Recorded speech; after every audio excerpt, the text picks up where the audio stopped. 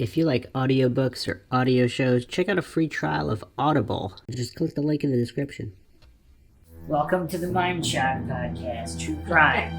This is the Maura Murray series. I'm your host, Bruce McGuire. Maxwell Powers here. Johnny Mills back at it again. Hi there, Sid Irwin here. So today, we are going to finally do a complete rundown of persons of interest in the case. We don't want to outright call all of them suspects because some of them have not been quite named as suspects, and there'll be some new names on the list of people that haven't really been talked about before. Where do these people come from?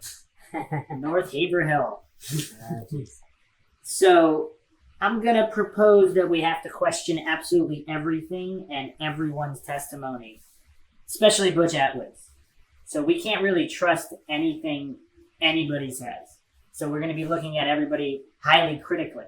Not necessarily as a suspect, but kind of like as a potential suspect.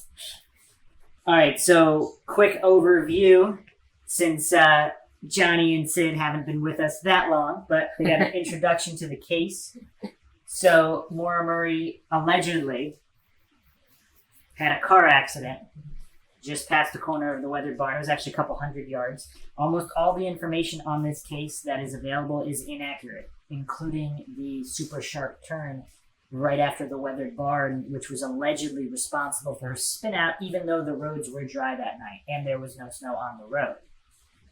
So it was actually a couple hundred yards past the weathered barn where her car did a 180 and ended up on the opposite side of the road. Now, there were conflicting reports on whether she hit a snowbank or a tree, but there were several accident reconstruction experts that took a look at the site and the car, and they all concluded that the car did not crash into a tree. Now, I don't know if we talked about this last time, but there was a hit and run on campus at UMass, Patrick Vassy. And that morning, that Monday morning that Maura took the trip up into the White Mountains, allegedly, that was the morning when they announced that Patrick Vassy was in a coma from the hit and run to the university. And he might potentially die. So coincidence or not, whether she took off because of that, or because someone else borrowed her car and was responsible for hit and run, and whatever. There's so many rabbit holes you can go down, but it's possible that the accident to her vehicle, to the Saturn, occurred not at that site past the weathered barn in North Haverhill. And we spent a lot of time talking about that on some of the other podcasts. The weekend prior, supposedly her father, Fred Murray, was in town to help her buy a new car because the Saturn was, as they said, on its last legs. Apparently wheel. It was only functioning on Last wheel.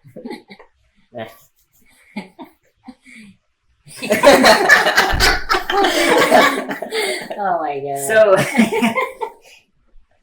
So yeah, it wasn't functioning well, and she supposedly never really drove it. So where the damage was sustained is unknown. The event data recorder needs to be reset. So apparently the car was attempted to be restarted 7 times, the airbags went off, all these things, but that could have happened elsewhere. If the EDR was never reset, there'd be no information about the final accident or the final resting place of the Saturn in North Haverhill.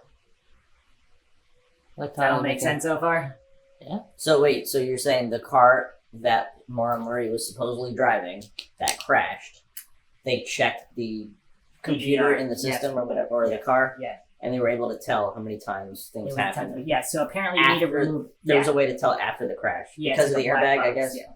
Yeah. Okay. Well, the CPU in the car records. So the key has to be taken out and put back in to start it. So supposedly the car could be started and driven out of there. But if whoever the driver was didn't know that, or if there was some other issue with the car, but it was magically okay later.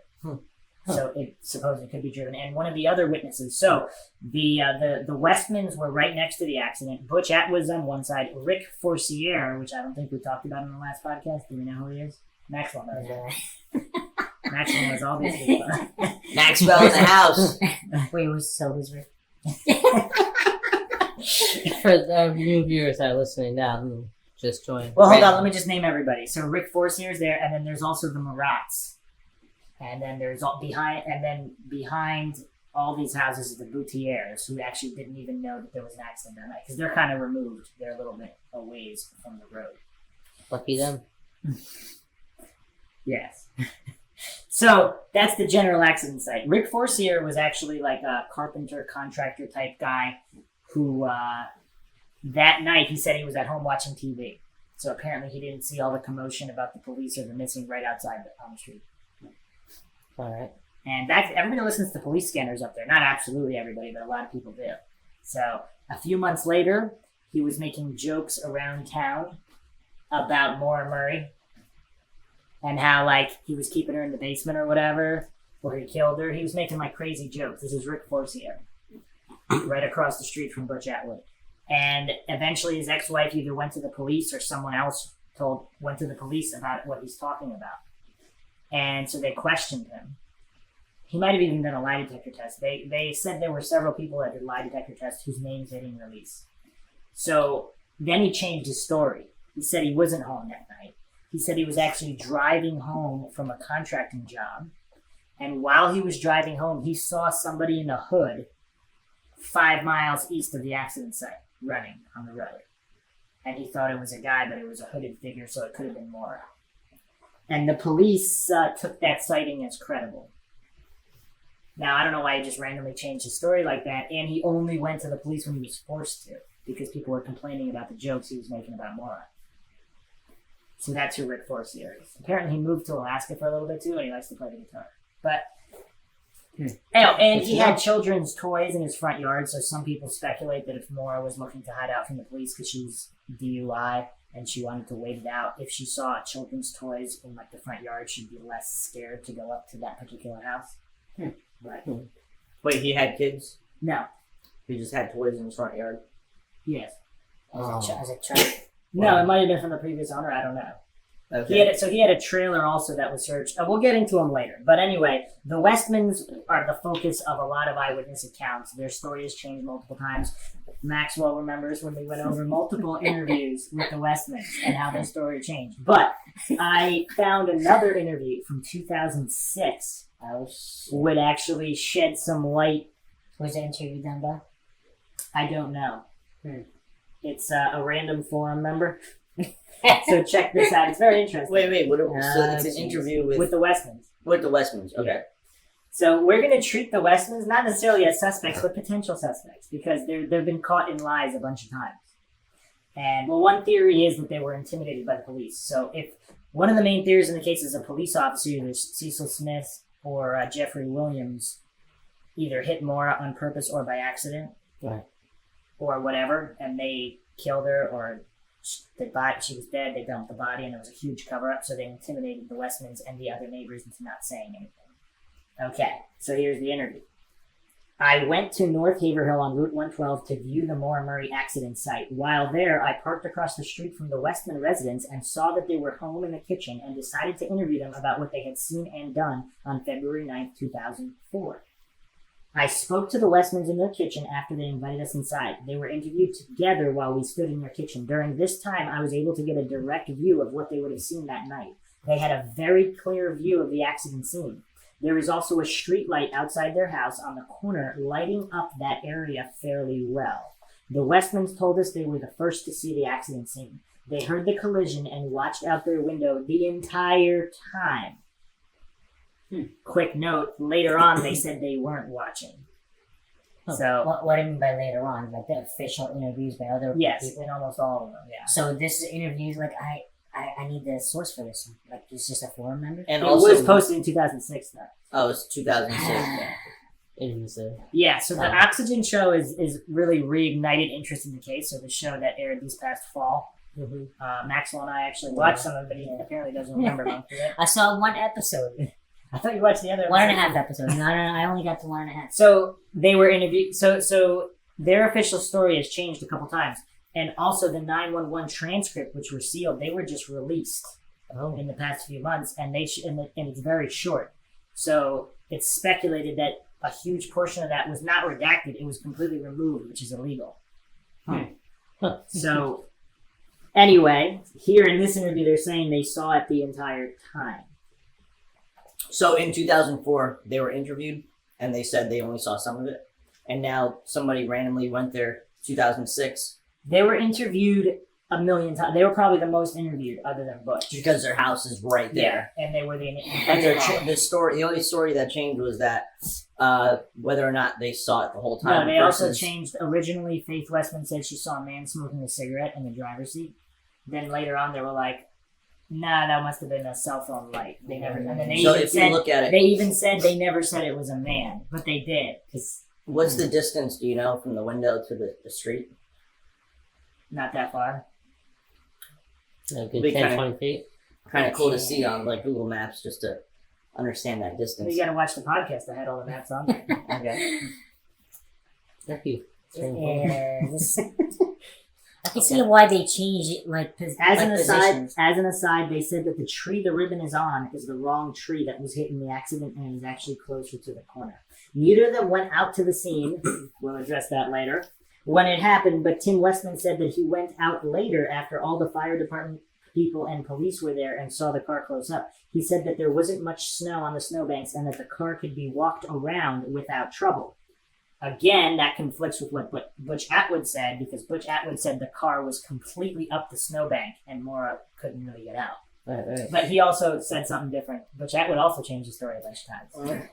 By the way, I actually believe this more than any other.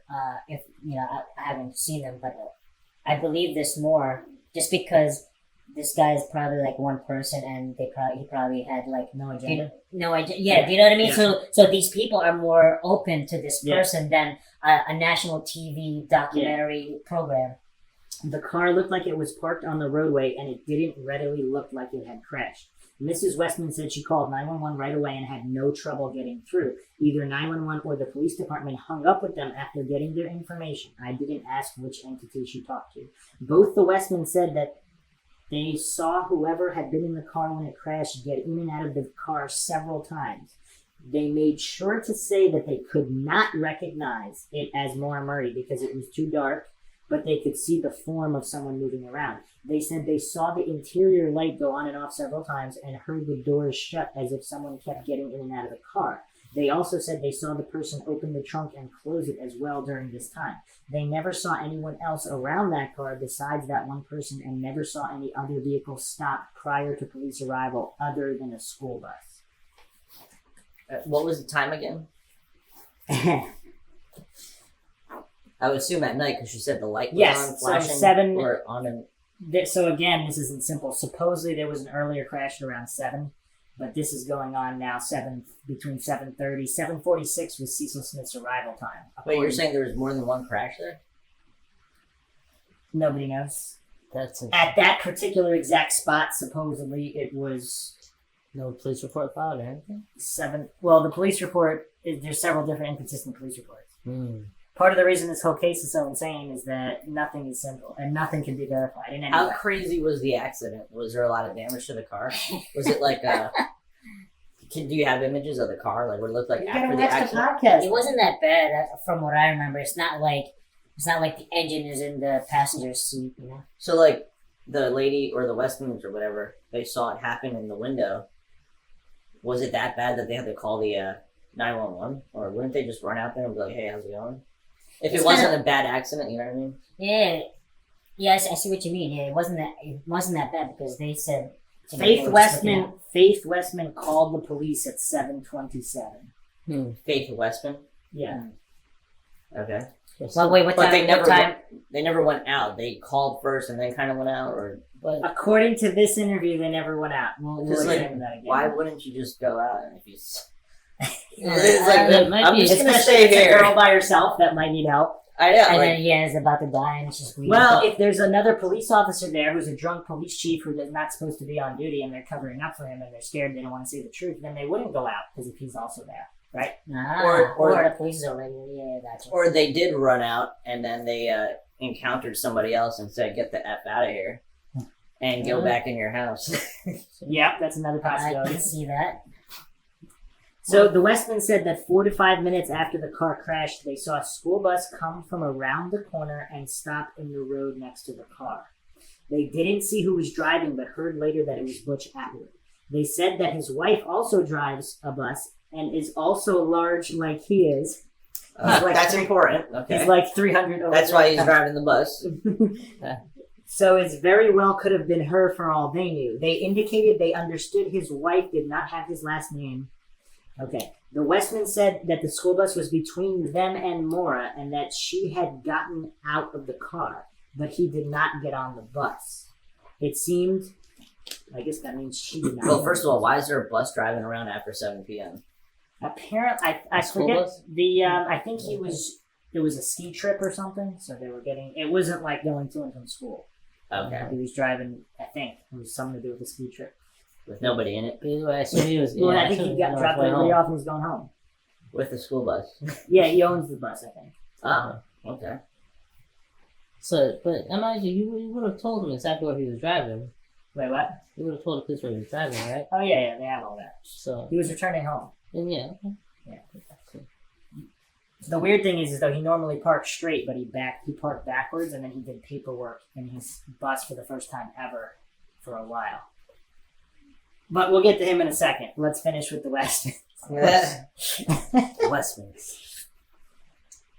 West of the crash zone. Eastman's. It seemed that the bus driver talked to her for no more than 2 minutes, and the driver never got out of the bus or out of the seat, for that matter. The driver drove off, and the car's driver went back to the car. When I asked the Westmans about the timeline between that point and when the police arrived, they said it took about 15 minutes for the police to arrive after the bus left. They felt sure that it could have been that long, but no shorter than 10 minutes. During this time, they saw someone smoking a cigarette from the inside of the car from the passenger side seat. By the way, Maura did not smoke cigarettes. From the passenger side seat. Were they sure it was a cigarette? Later on, they said no, and it could have been a cell light, a cell phone charger. Well, just... Okay. Tim Westman said that he had told Fred Murray about that, but he insisted his daughter did not smoke, so it must have been the light from her cell phone, he said. The Westman said that the light inside the car and truck kept going on and off, and finally there were no lights at all. No more than 2 minutes after that point, the police cruiser arrived. This is another point of contention. So, supposedly it was a sedan that Cecil Smith, the first officer, arrived in, but there was a witness, Witness A, who drove by the scene and said that she saw an SUV parked nose to nose with Maura's car before, so this was supposedly before Cecil arrived. Jeff Williams, the police chief, he was known to drive around drunk. Earlier that night, Cecil actually supposedly changed vehicles with him because he was in a ditch, Jeff Williams. So, the implication was that Williams possibly could have been at the scene and could have taken Maura, or if Maura had gotten to a previous accident, they already have information and they're chasing her to that scene. There's a lot of different possibilities. Indeed, that must be rather impressed if a drunk man could kidnap a girl and cover it up. Even still, as a police chief, that just seems.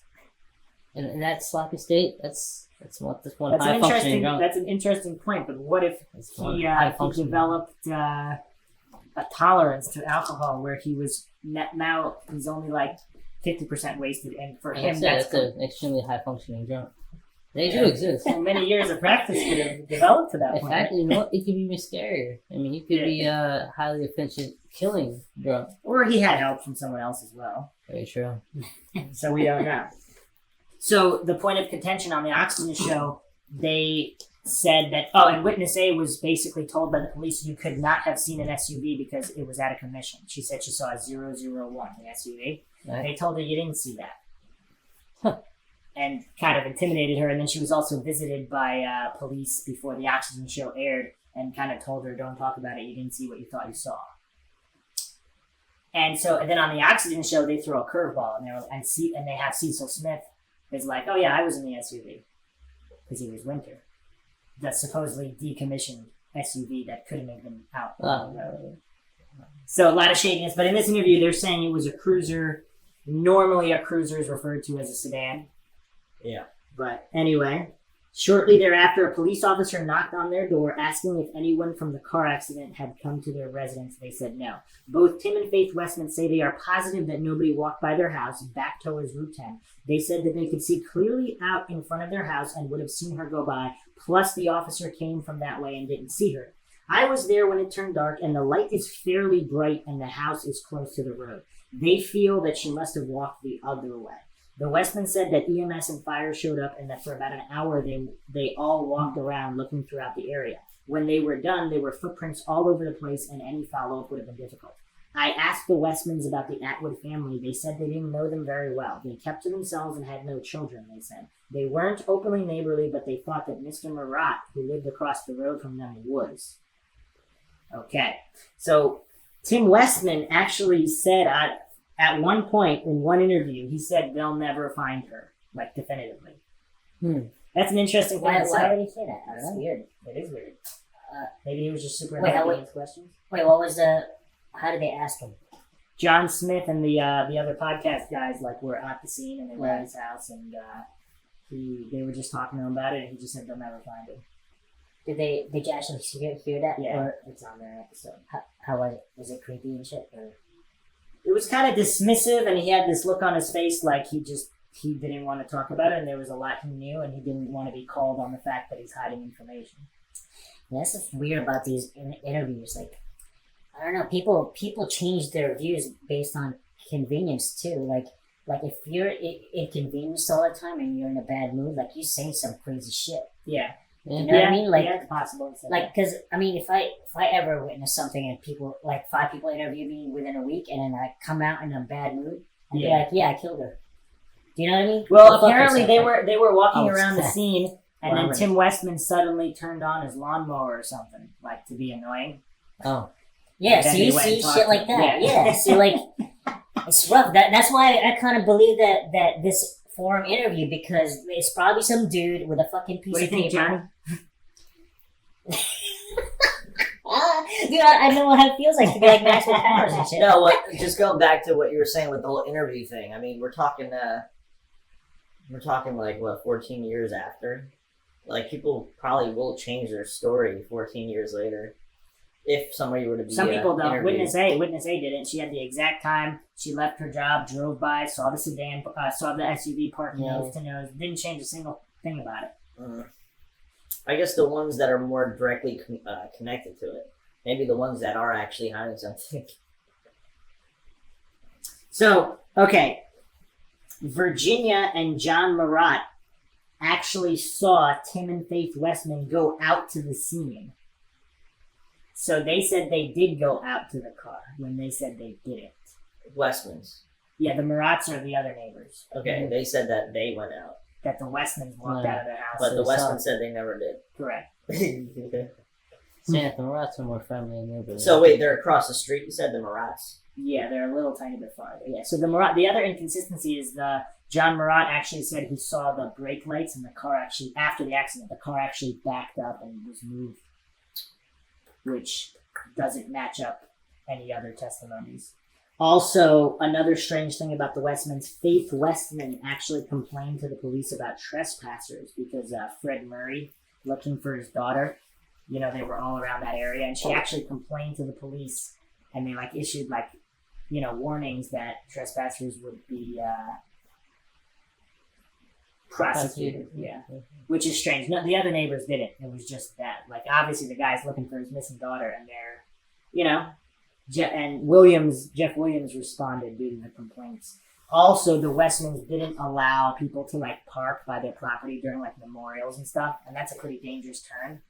So they blocked off their area so nobody could park there. We just tear it down and park there anyway. Kind of inconsiderate, But, and then the Boutiers, the other neighbors they're behind the Westmans. And they did not know anything happened that night. And when asked about their neighbors, they said everybody just kind of keeps to themselves, and we got no problems with any of them. So all these people still live there? They probably left. Butch Atwood moved away after a while. He moved to Florida. I mean, A PI actually went to Florida to his house there to interview. Yeah, what's up, man? What are you doing out here? I forget. I don't either know or it was very brief and he dismissed it. No, what about the He's probably Westmans? got tired Murats, of The Westmans still live there, yeah.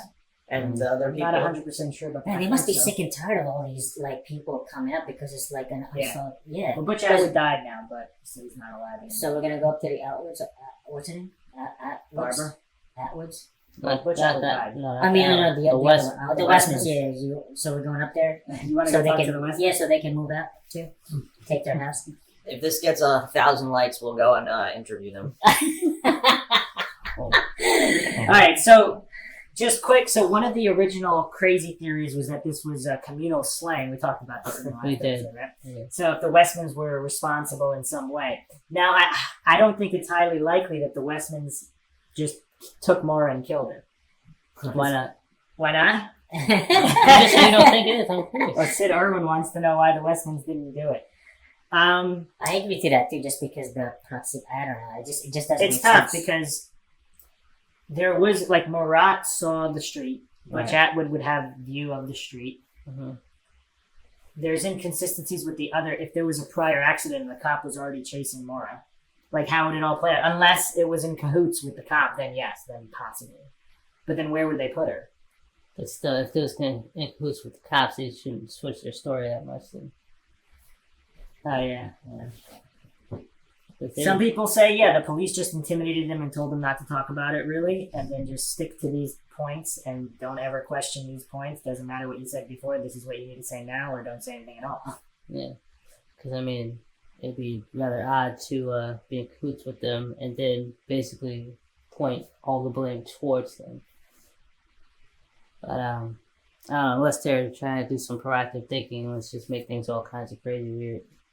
So you're Maxwell, what's up? What do you think? Westman's responsible directly in any way, or they just Not at all, because like, what are the chances of you crashing your car and like this serial killer is like down the street? Ooh, It's just sure it's happened. Freshman. Well, see, if that's true that they're responsible, maybe they moved there on purpose because they know the corner's kind of crazy. And when somebody just crashes their car, Wow. they just go out there and just pick them out. That's messed up. Well, They did say let's they make did this say- property. They did say that there was a lot of spinouts at that corner. Oh my That's very god! interesting. They purposely live there and still live there. Wow, they, For the that country must have where- been tough to find because like there was no Google Maps back then, or you know.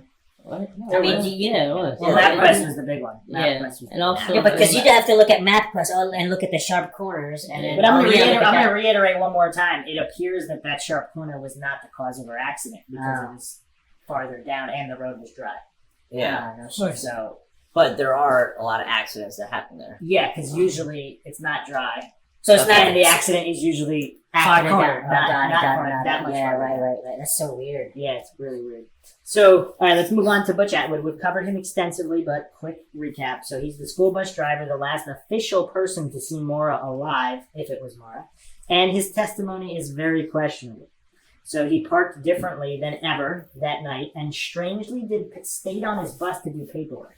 Now, some people think that Maura, he might have let Maura hide out on his bus until the police kind of did their thing. But Yeah, again, the Westmans probably would have saw that if they didn't take their eyes off. of her. Right. But then they changed their story and said they did, but they weren't watching the whole time. They were working on the computer in the kitchen, whatever. So the window where something happened is still narrow, even if everybody's lying or not lying. Yeah. It's still a super narrow window, which is one of the reasons the case is so mysterious. But so he did take 2 or more lie detector tests. He passed one, failed another, supposedly.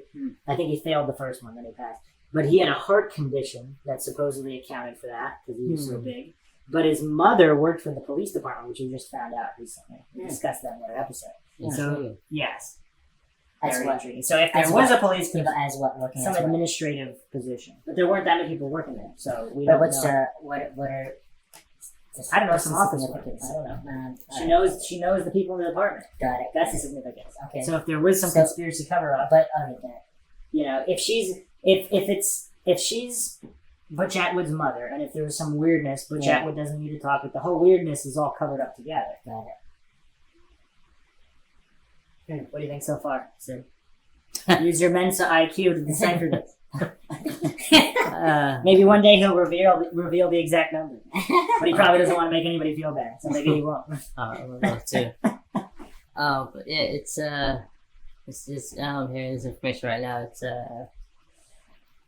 It definitely makes me makes me think. It's just really weird. Well, it's about to get a lot weirder because Butch Atwood is also from Taunton, Massachusetts. A crazy connection because so James Renner is the leading journalist on the Maura Murray case. Basically, he wrote a book about it and he's been involved since early on. Okay. He apparently was tracking the IP of a mysterious email that was written online claiming that Maura was alive and well and fled due to being involved in a Vassy hit and run. And the IP was from Taunton. Maura's cousins are also from Taunton. And then there was also this other nurse who claimed to be a family member, but wasn't. We went over this in the previous podcast. She's also from Taunton.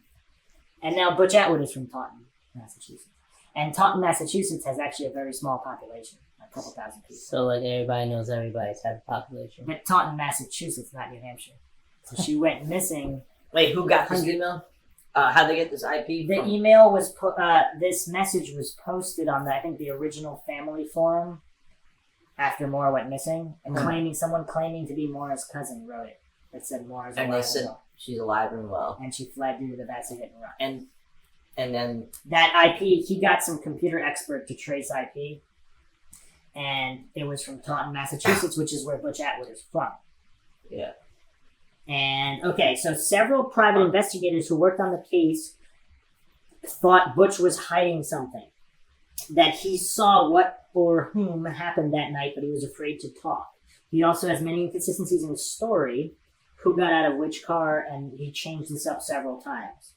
He also lied about being a police officer in Taunton. He was never a police officer. He was like a dog handler or someone in a non-police capacity. But his father and grandfather were both police officers. So he just said that to make himself seem more legit. I don't know.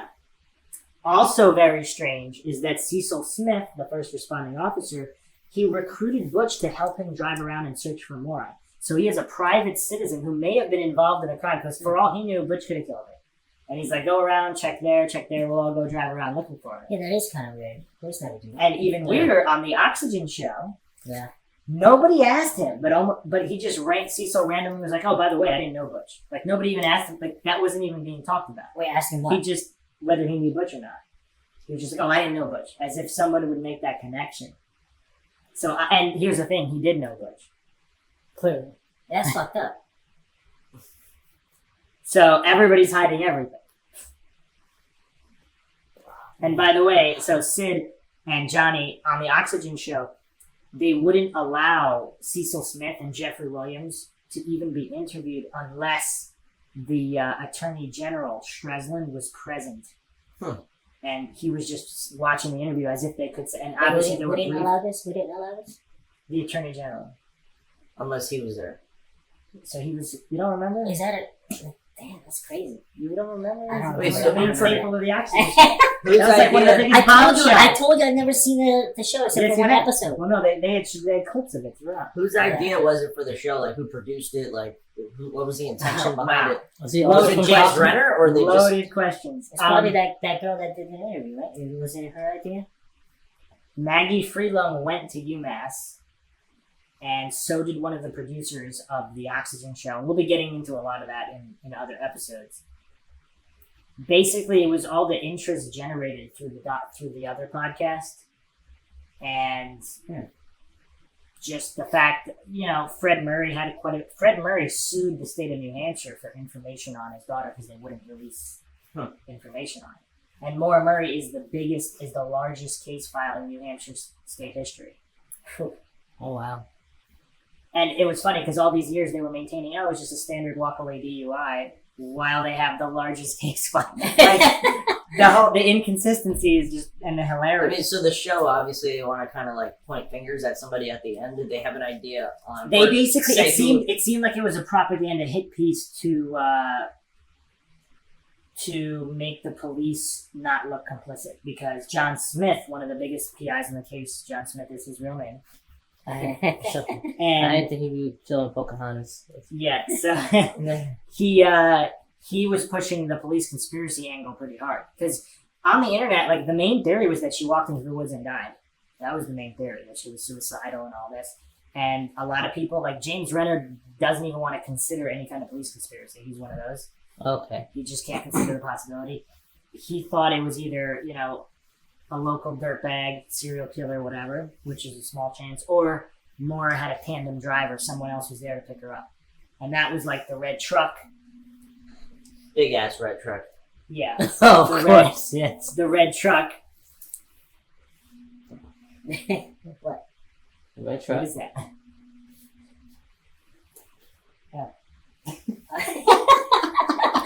Is that your phone? Alright, so why are we talking about the red truck? Oh, there was a witness spotted a red truck looking for someone right after the act during that time. That was a big. We Right. had an episode. So on it. Renner's, we had a whole episode on it, and we talked about it in another episode as well. Renner and James Renner said that was someone she was with, and this whole thing was a staged getaway for her to go to Canada and start a new life. Right. Possibly because she was pregnant with her boyfriend Billy's baby, and she didn't want to have anything to do with Billy or her father Fred. Now James Renner also recently just took his blog down. Yes, And what was the reason again? he said Because he wanted found to- the Mindshock podcast.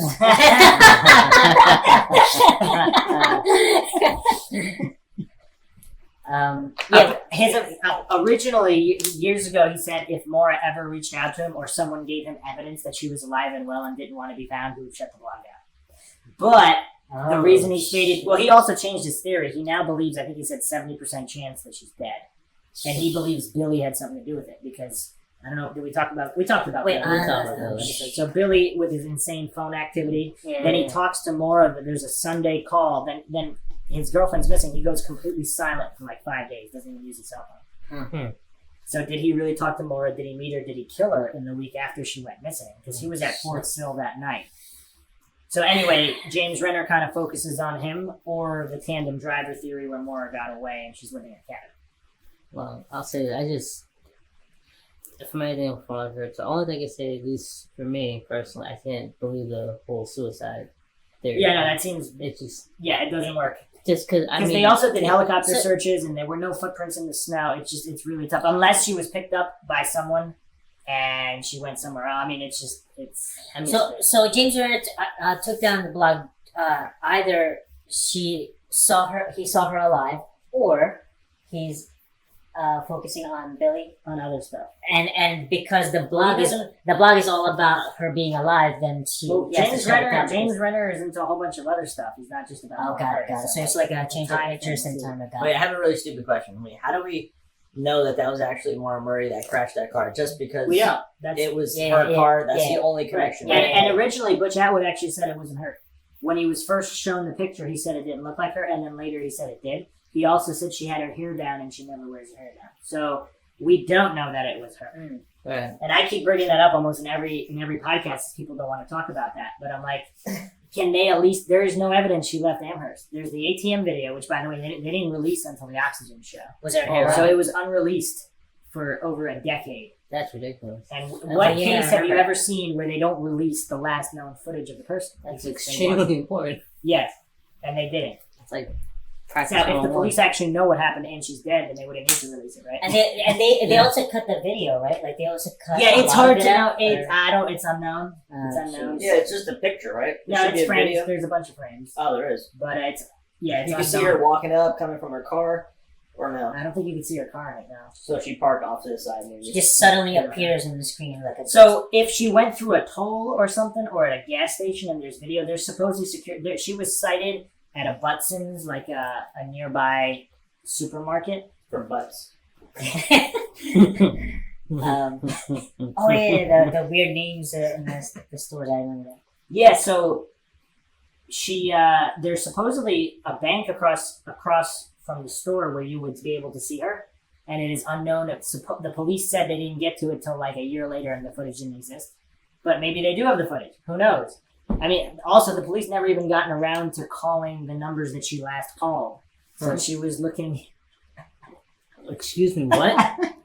The police didn't investigate the fact that she called all these places the night before looking for lodging.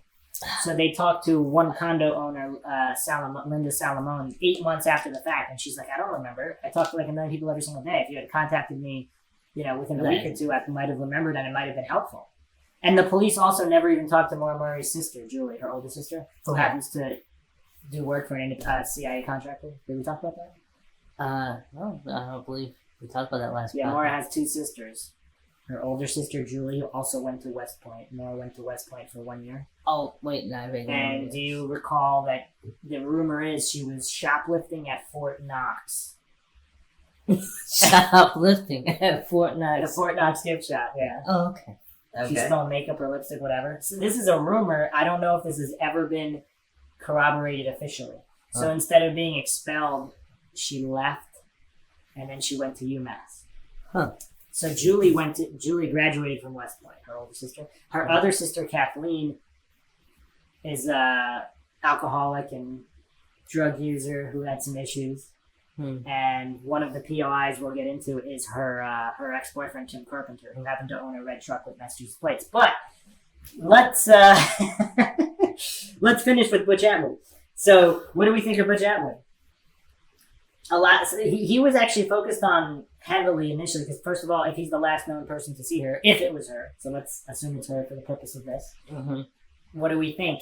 Could he have killed her? Supposedly, he owned property in that area as well, and nobody knows. Like he wasn't monitored when he went out searching for her. Interesting. Just to confirm from the Westman statement, do they still see a person there after the bus driver left? Yes, Okay. Interesting. there was a flurry of activity at the trunk. Also, what we didn't talk about, there was a rag stuffed in the tailpipe.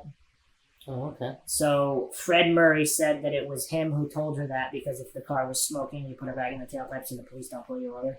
So that's the official story. But that was a big sticking point for a long, long time. Well, if you cover up the exhaust, the car can't move. It depends, because if it's a rag and it's letting air through, like Yeah, if you that's jam right. it with like a potato or something, it's a lot worse. But a rag, who knows? And who knows when she put it in there?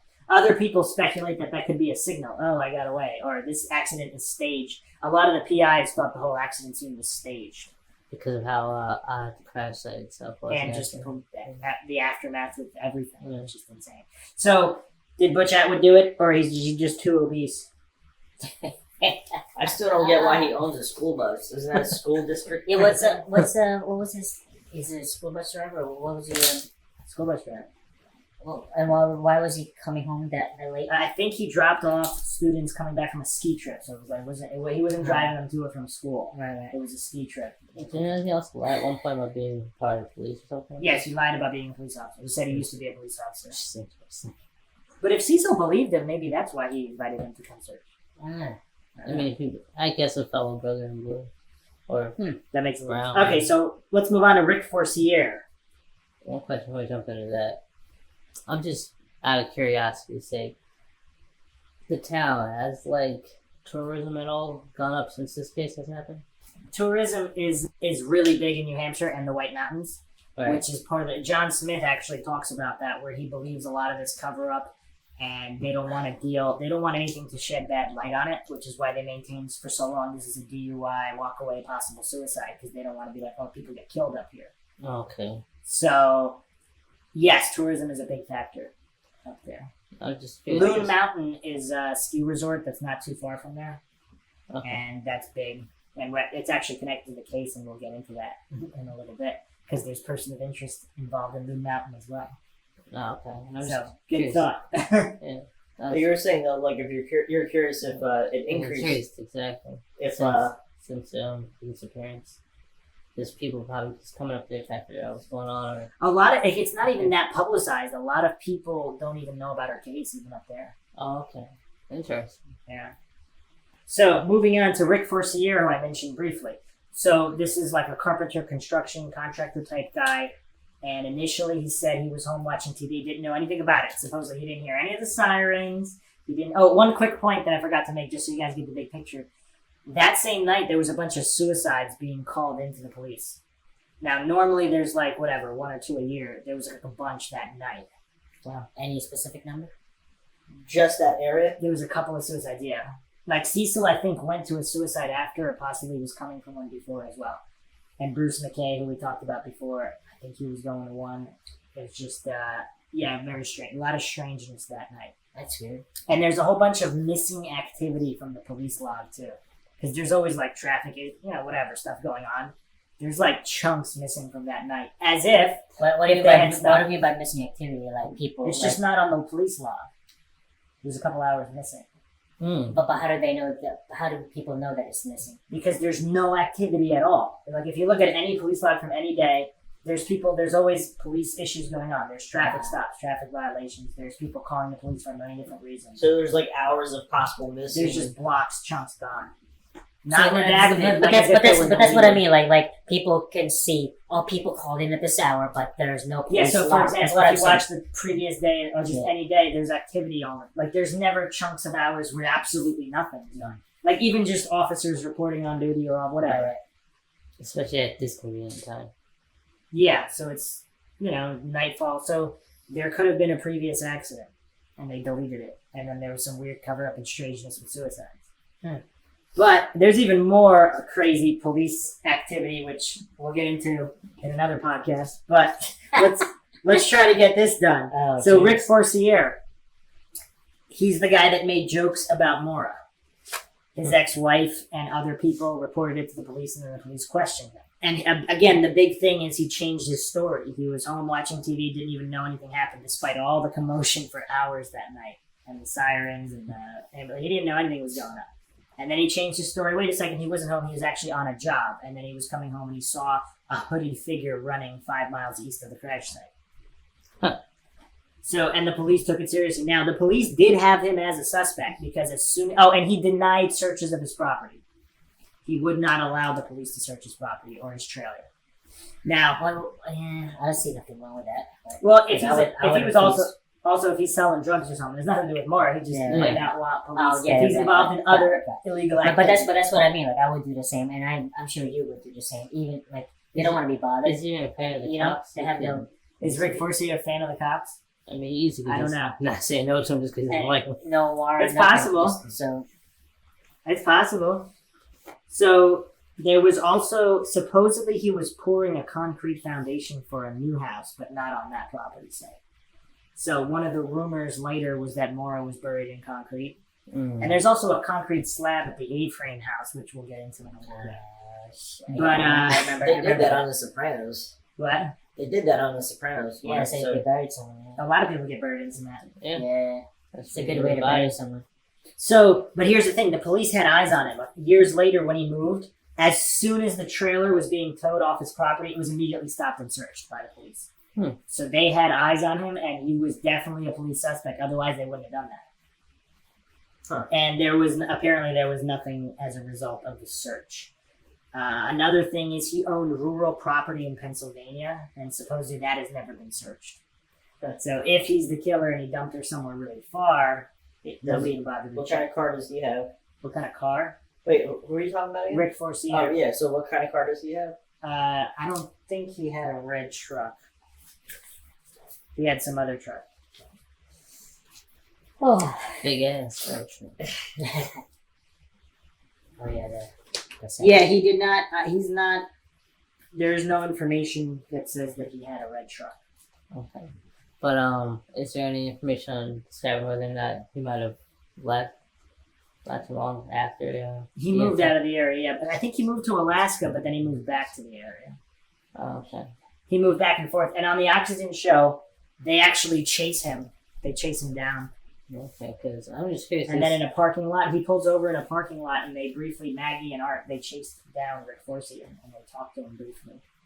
But they didn't include that in the show. I just want to make sure whether or not, because even if he has that Pennsylvania property, and could supposedly dump a body, the far distance away from the actual site, it would be some trail I would think to kind of recognize. Okay, he left not too long after. They probably a lot of people moved out of the area. After that, like right after. Or? Yeah, that's never good. Some people moved away and then moved back. What's curious? We covered this when we covered the Taunton connection. Butch Atwood's mother wanted to move to Florida because it was like too cold up there. So they all moved to Florida, but then Butch Atwood's mother moves back to the Massachusetts area without like if it was her idea to move to Florida. Why is that? Nobody knows. Yeah. We didn't interview her. I don't know if she's still alive or not, but Butch Atwood's wife is still alive. Okay. So it should be a good interview. Let's try to get her on the podcast. Let's do it. She probably doesn't want to have anything to do with it. Yeah, she'll change her story just to get rid of us. Oh, and one of the only 911 transcripts that hasn't been released is hers, Butch Atwood's wife. What do you mean hasn't been released? It hasn't been released. So in the 911 transcripts, like Butch's was released and the Westman's. Originally, it was thought that Butch's transcript might contain something, although he does mention a he in the transcript. Why wouldn't they release that? The same reason they didn't release the ATM video for all those years. They don't release What the anything. hell is this shit? They don't release anything. Maxwell, you knew this case? They don't release nothing. Well, So, let's put it this way: we can't. why would they do that shit? Her, Maybe it's just. I'm sorry. No, maybe go it's just not important. Maybe it's just like her whining about her cat or some shit. No, she called the police in reference to the Moore accident. They called it, and she actually stated something like the female is not at the car. Like, who said anything? Like, it's like they were looking for her. There's so much strangeness with the whole That's thing. fucked up. We're gonna have to demand for that shit. Some people are. Freedom of information requests and all that jazz. Let's do it. So we'll see. It's already being done. So Well, not enough then. we'll see. So there might be something on that call. But, well, I so why were we talking about Butch if we're talking about Forcier? Oh, you were talking about people moving out of the area. Yeah. Yeah, there was a bunch of people that moved in and out of the area. All right, so any final thoughts on Rick Forcier? So he moved out of that. He moved from the accident scene, but he's still around New Hampshire. So, and a brief stint in Alaska. And a bunch of those people in those areas, they move back and forth between like Vermont and Maine too, and New Hampshire. Just jump around a bit. Jump up. Yeah. So let's go into Claude Moulton. So this is the guy whose brother claimed there was a deathbed confession that Claude Moulton killed Maura Murray, and then he gave Fred Murray, Maura's father, the bloody knife, the blood-stained knife, and then Fred attempted to turn it into like a highway patrol station. They didn't take it, so he mailed it in, and Now, what gets me most thinking about it is This So case is bizarre. so this is kind of weird. So he's got this bloody knife, and it could be his daughter's blood and he's on willing it, to take the risk and that it's lost in he's the gonna mail. mail it. I got it. I don't know. I would've Because just- the police rejected it. with that particular station, I would have just Why drove. would you reject a I don't freaking know. piece of I would've evidence? just- I don't know. I would have just drove to a police. Like I don't know how to mail it, but anyway, regardless, that's not doesn't really have anything to do with Okay, got the it. exact Let's go, situation let's with go. Claude. So Claude, I'm sorry, it's just, I don't know, as a father, especially after all this time, I figured he would have got done in someplace private to make sure. So he know for a fact. at the time though, I don't know if he was that disillusioned with the police yet. It was all this multitude of pile-on. Like if that happened today, I don't think he'd be. I think he would be taking it to a private lab or the FBI or something. I don't think he would, because even on his one of the last TV news broadcasts he did, he's like, if you have information, contact the FBI. Like he didn't put the state, like his hierarchy was so, he put the state police in Haverhill all the way at the bottom of who you should contact. So Wait, so this guy gave the knife to To Fred. Fred Murray. Yeah. And then where did he get the knife from? his brother.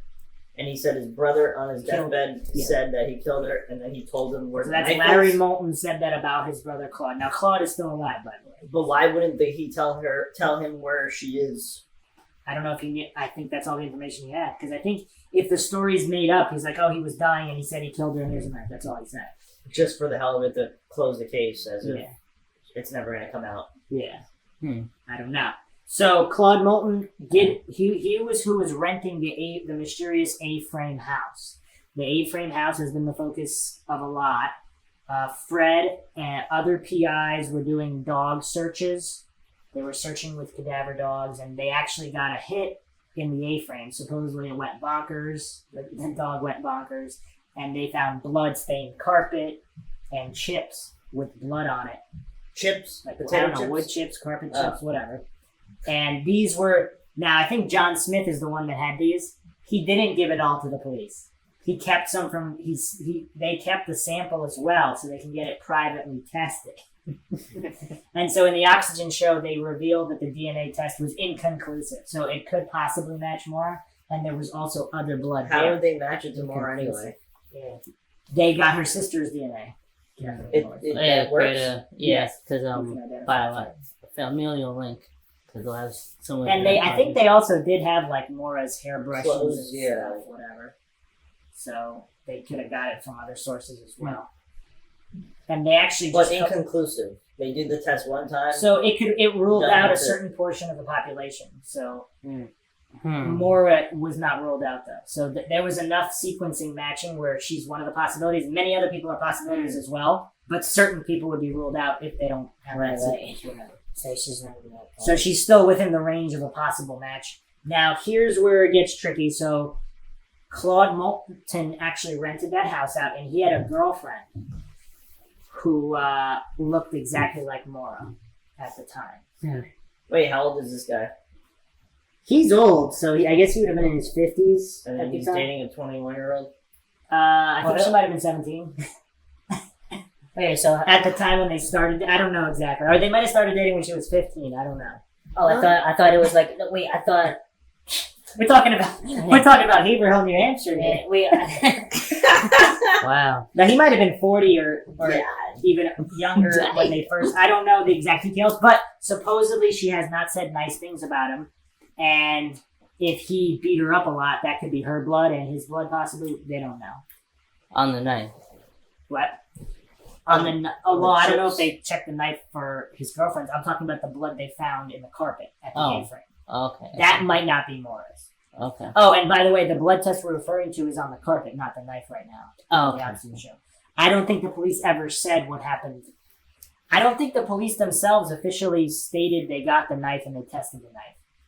I think they just said everything's ongoing or whatever, so they don't really reveal the details. Okay. Does that make sense? I mean, not really, but... So, For the purpose of this discussion. now, are you ready for some of the most bizarre coincidences you've ever heard? Okay. I've heard a lot so far. Oh, there's so many more. You have no idea. Jean Ellen Casavaro of Vermont was last seen at the exact intersection where Rick Forcier claimed to have seen a hooded runner. And this was in 1977. Jean Ellen Casavaro of Vermont disappeared.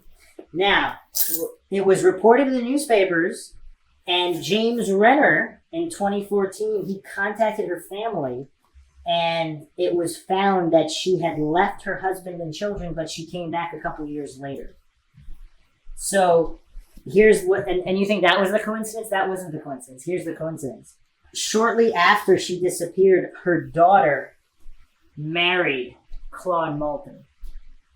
That was his ex-wife. We're not talking about his younger girlfriend now. This was his ex-wife. Or one of possibly more than one ex-wife. I'm not sure. What were you saying about 1977? That's when that woman disappeared. Okay. And her daughter married Claude Moulton. Okay. But that woman eventually came back. She wasn't killed. Right. She just disappeared. She just took off from her life and then eventually. So, Well, Maura didn't do that yet. So Well, James Renner seemed to. That was his main theory. That is what Maura did. But she ain't just gonna pop up and like, hey guys, don't worry, I'm still alive. And I just really had to go for a while. So, okay, here are the details. Claude Moulton was living with this young girlfriend. He met her when she was 14 and he was 34. And so they lived in the A-frame house. And that's about a mile from where Maura was last seen. Supposedly, he had a red truck. Was a big ass red truck. Alright. So Claude said that his brother Larry made the story up about Maura in order to get the reward money that was posted for Maura. Sounds about right. And so Larry himself supposedly had a history of drug abuse and was a shady character himself. But Claude, so people always ask, well, whatever happened to Claude Moulton? Did nobody investigate the bloody red knife? Police arrested or brought in Claude Moulton for questioning and had him take a lie detector test, the results of which have never been released. Oh, okay. So just not inconclusive. But I guess they let him go. And Claude also has a history of domestic violence.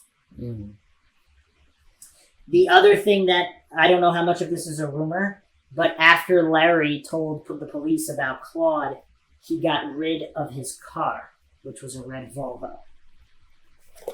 Red Volvo. Yes. He also worked at a scrapyard, so he could have gotten rid of cars easily. Oh. So, this is what James Renner says about Claude. He is a good guy, a smart guy. Now, this is what Claude says about Maura Murray.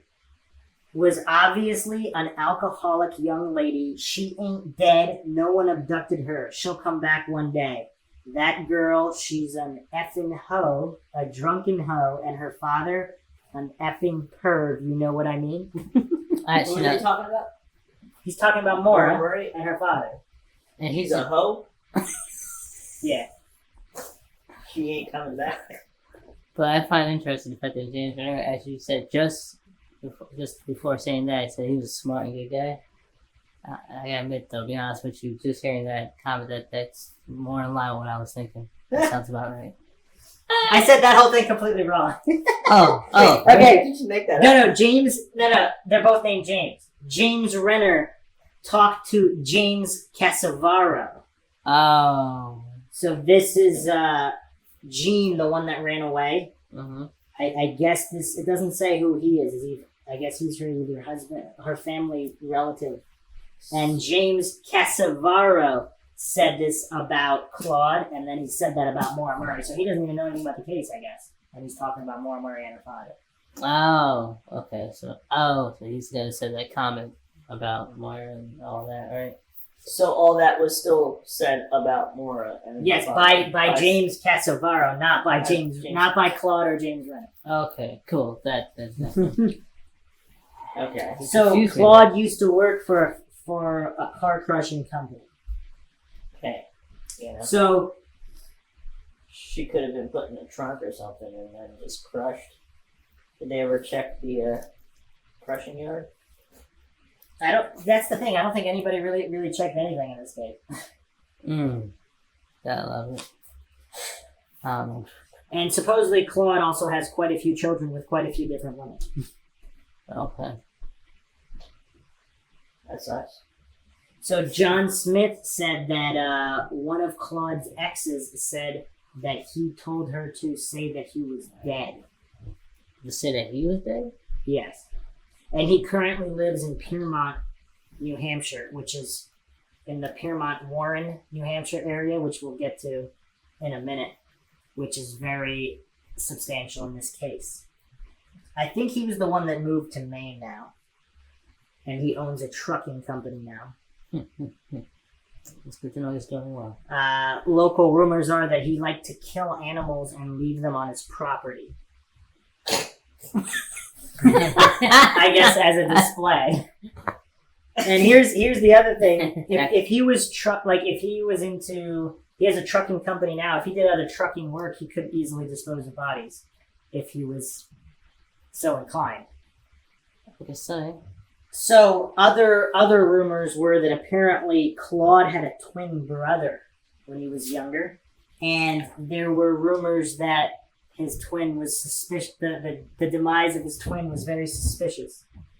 He died of a head injury, and yeah, a lot of weirdness. It doesn't say the exact age. Other people say that Claude was involved in a lot of shady stuff, possibly also with the police, and there were certainly quite a few murders and disappearances in that small area.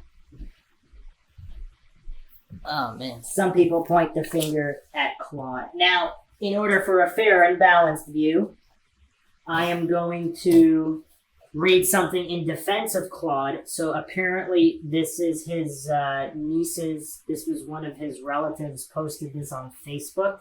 Mm-hmm. Take it for what you will. Okay, I want to clear things up about my Uncle Claude. Everybody is thinking that he was a part of what happened to Maura. What nobody is saying is that his brother was a drug-addicted a-hole who wanted the money that Maura's family had for an award so he could get out of jail. For everyone who lives in the Haverhill area knows that in order to make decent money to live on, you have to work your ass off just to make ends meet. Claude has always logged and scrapped ever since I could remember. So yes, Claude was questioned once he was cleared. They had found out that his brother had lied about him. Claude would never harm any woman. He is the most genuinely loving man that I know. Yes, he is my cousin's father, but he will always be my uncle. I know for a fact that if I needed help, and if he could physically do it, he would be the first to my rescue. So please, I am asking everybody to stop putting the blame on Claude. He is a very lovable man, and I apologize to Maura's family for opening wounds. So once again, I don't know if that makes Claude more innocent because a lot of psychopathic serial killers were certainly very nice to their own family members. Oh my god, he was such a nice person. I can't believe he did all those terrible things. Yeah. And what she said was true. He might actually help her with anything. But anyway, so what do you guys think of Claude Moulton? Just to address some of these rumors and the fact that he was, on a lot of people's number one suspect list. And just to clarify, we're viewing him as a person of interest and potential suspect. It's certainly possible he killed Maura, but maybe he didn't. Yeah, not likely. I don't know if you don't think it's likely, Maxwell? I don't know. I don't think so. Yeah, Claude's I don't know if there was dead now? ever an alibi. Clarify the thing where his girlfriend looked exactly like Maura Murray. Supposedly, the young girlfriend that he was living with at the time in the A-frame house looked like Maura. People said she's a dead ringer for Maura.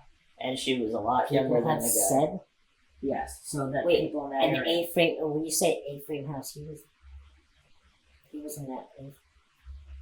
I know, I understand the A-frame house, but I just didn't know that he was. He's the renter of the A-frame house where they found the blood. He Okay, rented the house got with it, his got it, girlfriend. got it. Well, okay, also keep this in mind. It's still at night, so even if she doesn't look exactly like Maura, if she looks similar to Maura, same height, same build, But same length hair, same color eyes, Gotcha. it's close enough. right, so, Okay, move on. Let's move on to the next guy. but just want to make sure, Claude, is he still alive or dead? Yes, Claude Molton's still alive. Claude Moulton's still alive, okay. And who was it again that when he had given them? It was him that gave the knife. Who said that his brother? His brother came to Fred with the knife.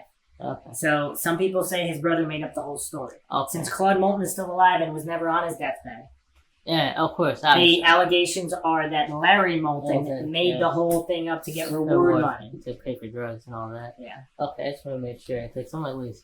Alright, yeah. So a lot of crazy rumors about Claude killing his twin brother and being involved in shady stuff. But okay. Also, keep in mind, like the concrete slab is at the A-frame house. So right now they're like raising money to do a ground penetrating radar scan on that whole area. How much? Who, I don't know. who lives there now? Nobody. I don't know if anybody lives there, but the owner's changed hands multiple times since then. Alright. Fred should sell his car and get the thing going already. The thing. I think they got it. They're gonna do it. And so the Really? results, so the results So will be let's get known. this done. So some people think if Claude really was shady, or if other owners were, there could be some dead bodies in that area, but it might not be Maura. And all the blood in the house could be from a crime, just not Maura. Yeah. True. So so that's all we have on Claude Moulton. Even with the fact that supposedly his girlfriend looking a lot like Maura Murray still, like Johnny was saying, I mean, she's alive and well right there, so makes you wonder. Makes you wonder what. I'm just saying. I mean, well, it was that previous theory that apparently she was trying to run away with somebody, or she's just trying to get the Claude. No, but that other girlfriend was already there, Oh. and they have her name. Oh, yeah. So she was there before and after Maura. Man. I'm disappointing all my mental associates right now. They're aching my brain again.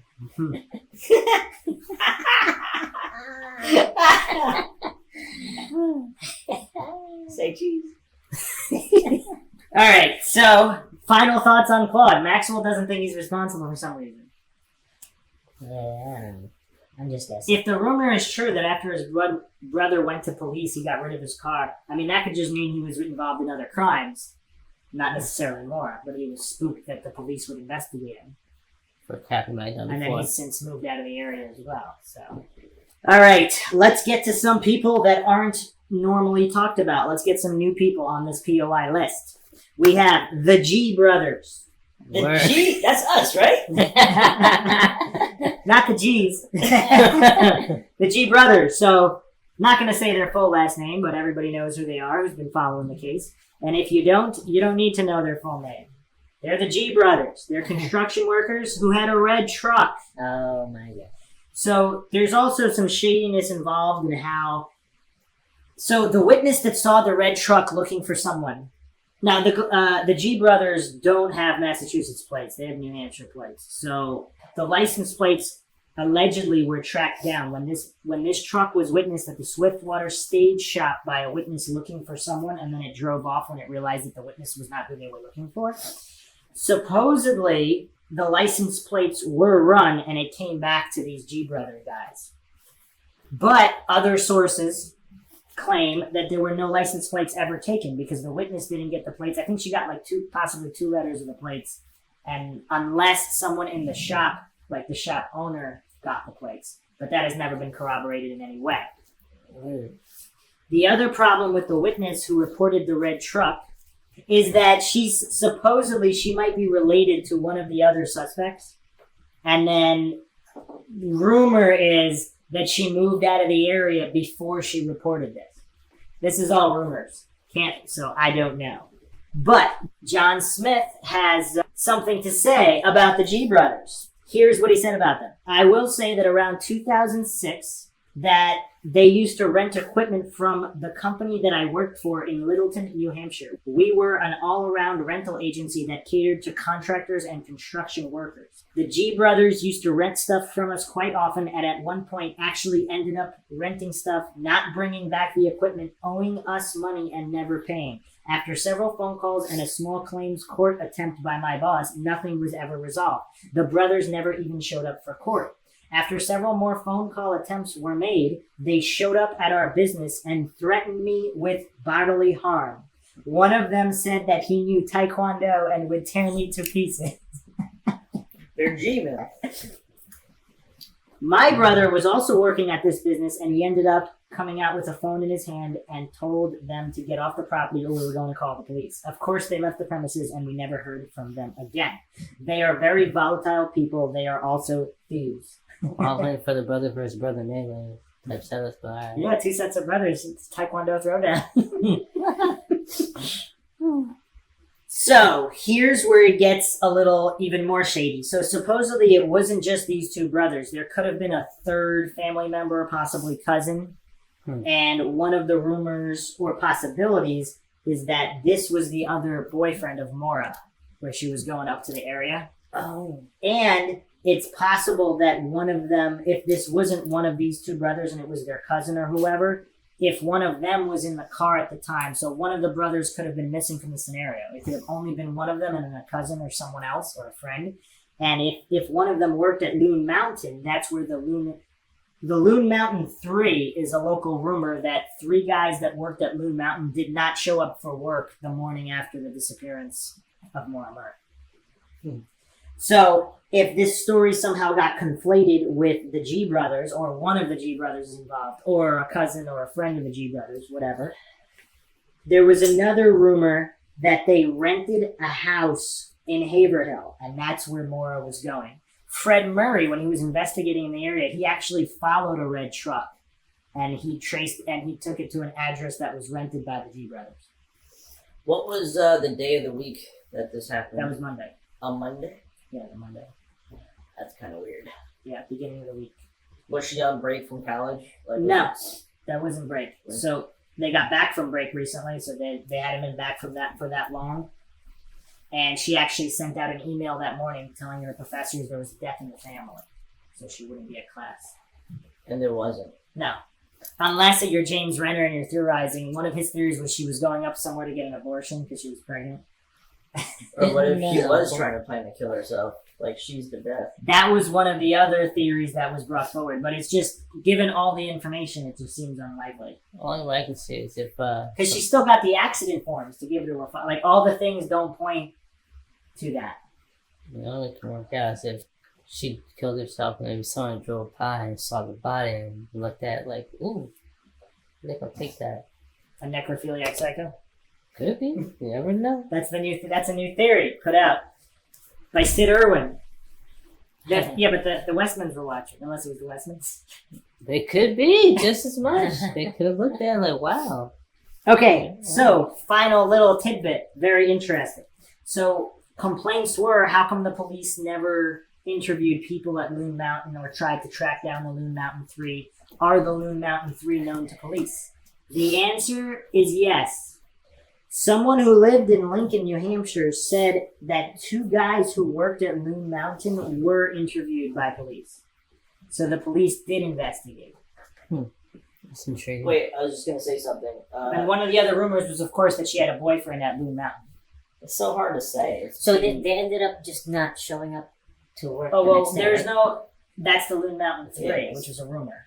Now, people were interviewed because one of them could potentially be the other boyfriend that Maura was coming to see, but the G brothers were renting a house in the area. So it's all up in the air. We need more information. We don't have it. I'm sure the police looked at him. They must have looked at him. Again, if they aren't involved. If they are. Okay.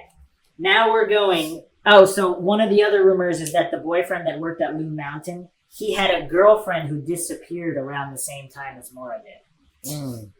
So if that's... Yeah, but here's the thing. If they're talking about Maura, then that's what that rumor is. Yeah.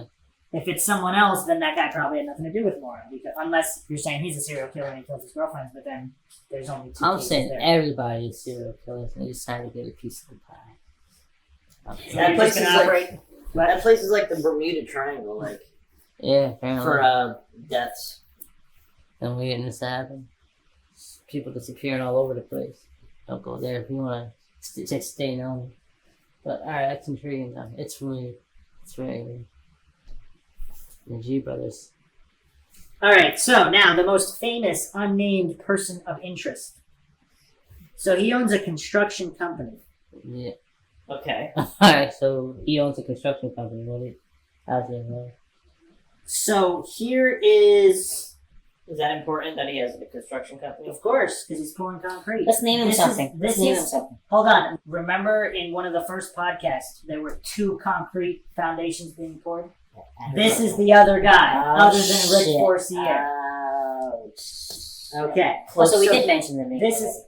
No, we didn't mention his name. We mentioned it We first. mentioned there were people pouring concrete. Okay. We specifically said we don't have his name. No, I'm talking about the first episode. I'm Yeah. like We need to specifically discuss- said we don't know his name. Ah, At the time we did it. I didn't know that. Well, that's what I just told you. So now you know. Alright, he's concrete man. He's concrete. Concrete, Number Mr. 2. Concrete, Number 2. Concrete 2. Okay. So this is what several posters from the area said about him. His family basically owns Woodsville. People thinks he's a psycho. His family is not cooperating with law enforcement. He's got an ex-wife. What does that have to do with anything? That's a big thing right there. It's an ex-wife. His father actually owns the concrete company.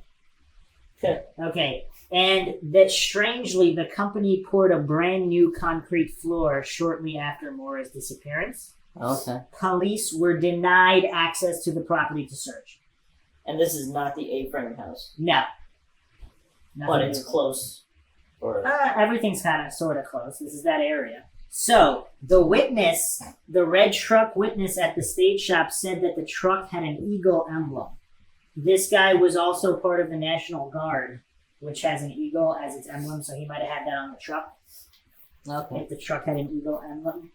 Okay, this guy's also friends with Lavoie and Lavoie's Towing. Remember there was that the towing company? Yeah. Switcheroo? They got waved up there. So in the area, people have known about this guy, and he has a connection in the court system. So supposedly he wouldn't be prosecuted no matter what anyway. And one of the psychics actually said that. But anyway, so apparently law enforcement has asked to search his property multiple times, and he's always denied. And they're not able to get a warrant, I guess, since there's nothing concrete enough to get the concrete guy. I like that. Took it there. With the puns. Yes. But if you just said he has connections in the court, so yeah, I imagine someone might So solve all that. his aunt is the state attorney. Oh, that's the connection. Yeah, that's a big one. So, yeah. Oh, so here's the reference to the ex-wife. The ex-wife apparently moved to Vermont and went into hiding to get away from him.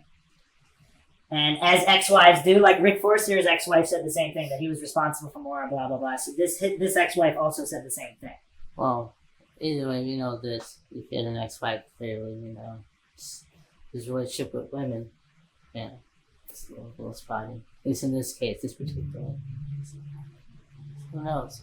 So anyway, law enforcement did find it highly suspicious that he's pouring concrete in the winter, right after Maura's disappearance. I think this was 2 weeks after her disappearance. Right. So they thought it was suspicious and asked to search the property. He said no. They also asked to do ground penetrating radar, and they were said no. Alright. I mean, what would you say if you didn't do it? Like, would you just be like, okay, fine. I would say yes, but they would have to sign a contract to pay for the damages. Like if they. Actually, you just gave me a good idea. I would do this. I would grant a conditional warrant that anything they found that had nothing to do with Maura could never be used against me in a court of law. Because that way, if they're doing drugs or any other shady things, if they have immunity from anything except Maura, if the police agreed to that, because then that would prove you have nothing to do with Maura. So then they can't try you for anything else.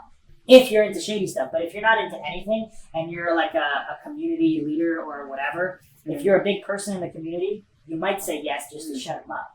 So like, depending on who you are. So hopefully no one buried anyone there after you put the concrete there.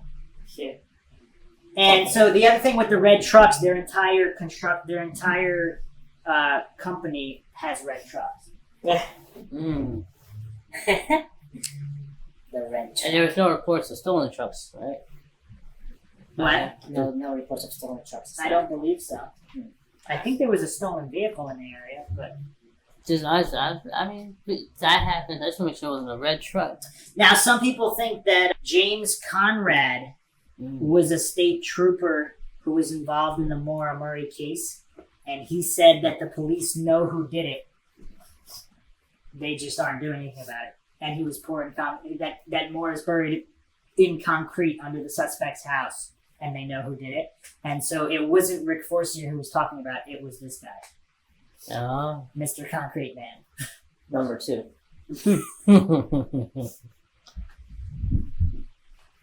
Alright. The other thing people say is that Conrad was in a dispute. He was in a lawsuit with the police, so they were saying he was just saying that or whatever. And then after the fact, he kind of backtracked. Once he got like $1 million settlement, he kind of backtracked on those comments. But it is kind of strange that he put that out there because this is kind of local rumor and info. So it's not something he completely made up. Wait, what was with the $1 million? What was that? He was in some kind of dispute with the police over unlawful alleged stops or termination or whatever.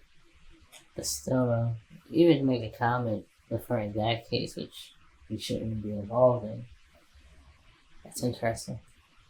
And obviously the police know about this guy. He's a person of interest. And I'm going to get into...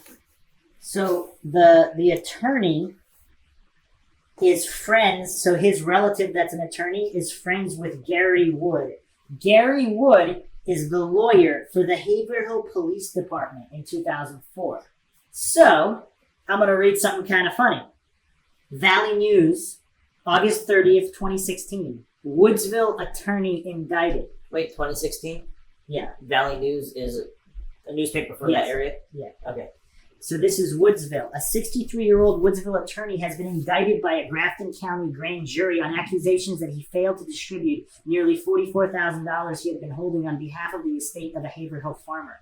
Gary J. Wood, who operated a law office on Pine Street in the village of Woodsville, faces a felony count of theft by misapplication of property. He was disbarred this summer, according to documents on the State Bars Association website, for allegedly commingling and misappropriating clients' funds. So, Wood was supposed to later return the money to the estate, but recklessly failed to make the payment and treated the said funds as his own, according to the indictment. Smart guy. That is funny. So, this is basically a corrupt attorney that is the attorney for the Haverhill Police Department, Yeah, who's now been disbarred. that's awesome. The phone at Wood's law office was disconnected and attempts to reach him on Monday were unsuccessful. New Hampshire's court records don't indicate who his attorney is. And then, so this concrete man's relative, the county attorney, declined to comment on the case. Oh, man. It's great. And so he's been suspended from practicing law in New Hampshire. Oh, just in New Hampshire. So he's free to go anywhere else. Tree. Okay, so what do we think of Concrete Man? So he was also in the military as well. In the reserves, you said, right? He said I thought it was the National Guard, the Eagle. Or National National Guard. And he's been the main local roomer forever. So other than Rick Forcier, Claude Moulton, he's the number guy. What do you think, Maxwell? Concrete Man, is he the guy? Is his connection in the court system make him think he's immune to the law? That's interesting. And he owns like a bunch of property right next to the accident site, like near Benton, where the psychic said Ben. And you said that laid down in any of those? I don't know. That was one of their own homes is where they put down the new concrete floor 8 weeks after she went missing. Highly suspect. Like who pours concrete in the winter?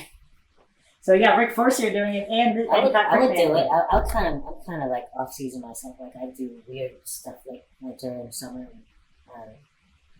It just like when you gotta get shit done. You know what I mean? Like you don't give a shit. Yeah, it's just I guess, but I mean it doesn't make him guilty or anything. It's just highly suspect circumstances.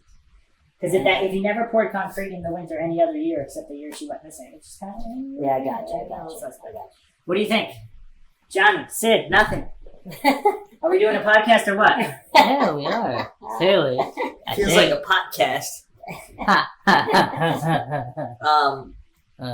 There's too many new people. I agree with that. There really are a lot Concrete Man? of new people. I mean, obviously, new for us to hear about. Yeah. It's like a lot to process. I mean, it makes the theories fly in so many directions. I mean, I agree with that, though. It is suspicious if he's never done it before during that time of the year to be doing Maybe it he now. has. We don't know, but Still, though, I mean, there's the quote-unquote potential for the red truck connection, and it's that suspiciousness of him pouring the concrete. I mean, what other involvement? Like, why would he be up there to deal with Maura Murray? Well, the other thing is people of this family that basically, if they're stated they own most of Woodsville, Right. and that area, they're a big prominent family. If they're also a lot of members of this family were moving out of the area that month. Right. They're like moving back and forth and a lot of shady stuff going on. I imagine, but it could be, again, a lot of shady stuff's going on. Not to say that Maura Murray's disappearance could be one of those shady things. These could be like, we have this whole pot. So you guys are all on the nay side when it comes to Concrete Man. Well, so far, out of the people we discussed, what do you guys think in probability terms? Or are you still fixated on the police conspiracy and it was a cop? Johnny? Maxwell? Bruce? I've been talking this whole time. I'm tired of talking. What do you think? As the most... He's really shady is what I think. That's what I think. So I'm sure a lot of these people are involved in a lot of shady things. Not necessarily even illegal, but shady. Because, I mean, construction companies and contractors have notoriously been linked to mafia type stuff. And then Of course. everybody's dealing drugs. So if you got guys working with trucking companies and cargo, not saying these specific guys, but I'm sure they know people who are shady. So just by, it's almost like a guilt by association where there's always going to be something shady going on somewhere. So if you're saying that, you say there's potential that whoever might have potentially, let's say, killed Maura. They knew who it was, yes. Of course. They could have gone to him and said, hey, I need a body taken care of. Someone knows something, that's for sure. A lot of people aren't talking. Clearly someone knows something, and the person who knows best is Maura. You actually can't tell us something. Because she's just not around, where is she? So, If you used your psychic powers, Sid. I'm immense, so psychic powers, that I'm not involved right now. I mean, if I clearly had any of those, we wouldn't be having this discussion. This podcast wouldn't even exist. We've been over it since episode 1. Well, you weren't on episode 1. It's true. It would have been over our last episode when you first came on. Yeah. All right, so let's get, and no final thoughts, Johnny, Maxwell, nothing? Nothing. All right, so me. some more unnamed locals. So Frank Kelly, a private investigator on the case, said this: during one of my many voyages up to Haverhill, New Hampshire, in the late fall season of 2006, so this is 2 years after she went missing, I stopped over at a local restaurant for an early breakfast. During this period, I was incognito, no shirt and tie, suit jacket, and shine shoes on this visit, wearing a red checkered hunting jacket, scent-free boots, and a blaze orange cap. It was bow hunting season, and I was there scouting areas to later be searched by our team. It truly is beautiful wilderness country up in the Great North Woods, and hunting is not a pastime up there. It's a way of life for many northern New Hampshire residents. So, as to not insult anyone, I won't mention the name of the restaurant. It's currently called Shiloh's. All the locals know the one I refer to, but it's very large, and I was seated alone at a table perusing my topo maps while waiting for my breakfast. There were 4 men seated at a table behind me, similarly attired, discussing a house fire the previous night and laughing about the total loss of the property, when one of the men said they got what they deserved and the others agreed. These 4 men were not out-of-towners, nor were they hunters. They were local guys of the lowest ilk. My breakfast arrived. It was a huge breakfast for the cost of a Dunkin' Donuts meal. And as I ate, I overheard several comments about this one and that one, who the rats were, and what they had in mind in dealing with these people. Now, during the hour I was there, I ear witnessed those referred to here on this forum as scumbags, dirtbags firsthand. There is little doubt in my mind that there are some very bad people living up in that area, criminals, in fact. I did report the conversation I overheard to the authorities, along with the descriptions, date, time, and registration numbers for 2 vehicles.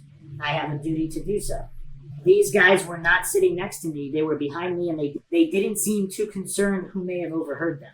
The location was actually in Haverhill, across from the Nuptia Motel, not Swiftwood. Okay, so this is what he's saying about the locals. So, okay, cool. So nothing to do with Maura Murray, just like what kind of people live up there. Well, who knows? And anyway, because he's talking about scumbags, dirtbags, and rats. So people that are reporting on the illegal activity, which may be connected to Maura. What about the house? Is that real? Like, anybody figure anything about that? So I don't know if I don't think anybody ever tracked that down. But yes, there should be a record of it if there was a fire. But Yeah. supposedly there was also some kind of a brush fire the night Maura went missing. But I don't think they ever fully tracked it down either. Where was the brush fire? I don't know. Isn't it kind of weird, like a fire, a brush fire, middle of February, cold winter, really cold up there? Like, I don't know. kind of have to be intentional. Well, again, I don't know if any of this has been corroborated, so just mostly pure speculation. So by him saying that, though, if there's supposed to be some bad people in the area. Well, Frank Kelly, that's one of the original PIs, part of the League of Private Investigators, along with Healy, who they seem to think the accident was staged, and that the car did not hit a tree, and that Butch Atwood saw what happened, but he was afraid to talk. So, just so you know the background on the PIs and what they think. Well, I mean, if it's staged, I just wanted to think about if it's staged. I imagine, I decided to think it can't be anybody professional who did it because, I mean, clearly they would know better than to do that. Unless it just had nothing to do with that. But Yeah, it's a thought. This guy's quote-unquote testimony about the people, the scumbags, dirtbags, and rats. It also makes it, if that were to be true, let's say for the sake of it, it is, that would make it that much more intriguing, like you said, about the whole few-hour gap in the police activity. Because I imagine you got people like that running around doing scumbag, dirtbaggy things, like hood rats. And so, couple more unnamed locals. There was another one who owned a red truck as well, who lived near the Weathern Barn. And a lot of these people, they repainted their trucks. So, again, that doesn't make them guilty, but if everybody thinks they're guilty, they're like, I don't want to deal with this. I'm just not going to have a red truck. So, that might be it, but we don't know. But the other interesting thing is that this person, the family was from the Whitman-Hanson area, Maura's hometown. Which family is that? someone who lived really close to the crash site that had a red truck. Their Okay. family was from the same hometown as Maura. Back where she's from, Massachusetts. Yes. And this person is also related to Barbara Atwood. Oh, A lot of strange connections my here. dude's wife, right? Yes, Butch Atwood's like. Huh. I was thinking about this from like the last podcast. Could she have like maybe picked up a hitchhiker? That's what I was thinking. I don't know if that's ever been proposed because Really? Interesting. that is an interesting Yeah, idea. she Yeah, could have. I've never heard that before. Like you said, somebody was smoking possibly, or there was two Well, people. the back and- window was cracked. Or, Yeah, so it could've yeah, someone just walking alone. And she might have just felt bad and just Yeah, picked him up, or I don't know. and then all of a sudden, been- That's interesting. Yeah, we never really explored that. If the police have like gas station footage or even I don't know anything, because the gas was full, so she filled up the gas tank shortly before. Why that road? Why'd she go down that road? I know we talked about there was a possible party. But So- like, how far is that from the actual highway? Because that's a random small road, right? Well, You again, wouldn't if just we're going drive by the through. theory that she knew someone at Loon Mountain who was renting a house in the area, that could be why she went off the main road to meet that person. And that's really close. Like you would take that road to get there. Who knows? Well, that's pretty close to Loon Mountain, yeah. Hmm. Or she got could have lost. been lost. Or she- Yeah, she's she could not have been lost. GPS. We don't know. Most likely no GPS. Just She had MapQuest directions in the car. to a couple different places. But so okay, a lot of other strange people in the area. There was someone who's been convicted of impersonating a police officer who also lived by the accident scene. So if this wasn't Jeff Williams or Cecil Smith, it could have been somebody else pretending to be a police officer to gain their trust, and then they took her. Well, clearly it could have been Butch Atwood, despite No. having a history of it. And then there were also 2 sex offenders who lived nearby the crash site, one of which has strange connections to family of people involved in the case, and who also moved out of the area at the same time as Rick Forcier and the second sex offender, who may have all known each other. The second sex offender has possible ties to Greg Floyd, who we get into now. Another major person of interest who doesn't really get enough examination is Greg Floyd. Maxwell, of course, knows who Greg Floyd is because we covered him a little bit on some of the other podcasts. Give Greg Floyd some play, No. She, Maura Murray had a job. Did she have a lot of money, or? No, she didn't have a lot of money. She worked But at her an art gallery. parents, her parents were rich. No. Not rich. No, her parents were separated. They didn't have a lot of money. Okay, That's so why she drove such a she crappy didn't car. have that much money, right? So she's 21. Yeah. So she went to the ATM machine to do what? Like pull out like $5 or like $10. What if she purposely went to the ATM to make, because she knew that her face was going to be captured, and that was the whole purpose. More so because something was going on before even going to the ATM. Maybe she was forced to go there to take money. I don't know. Just so that there's proof out there that something was happening. I get that. I mean, I'm saying, like, if she doesn't have a purpose to go to the ATM since she doesn't have any Well, money. she took money for the trip. If she's going to the White Mountains for a week to get away from school and everything, just to kind of chill, she needs cash. essentially. So I don't think she had a credit card. Say she may not have a lot of money, but not to say she has no money.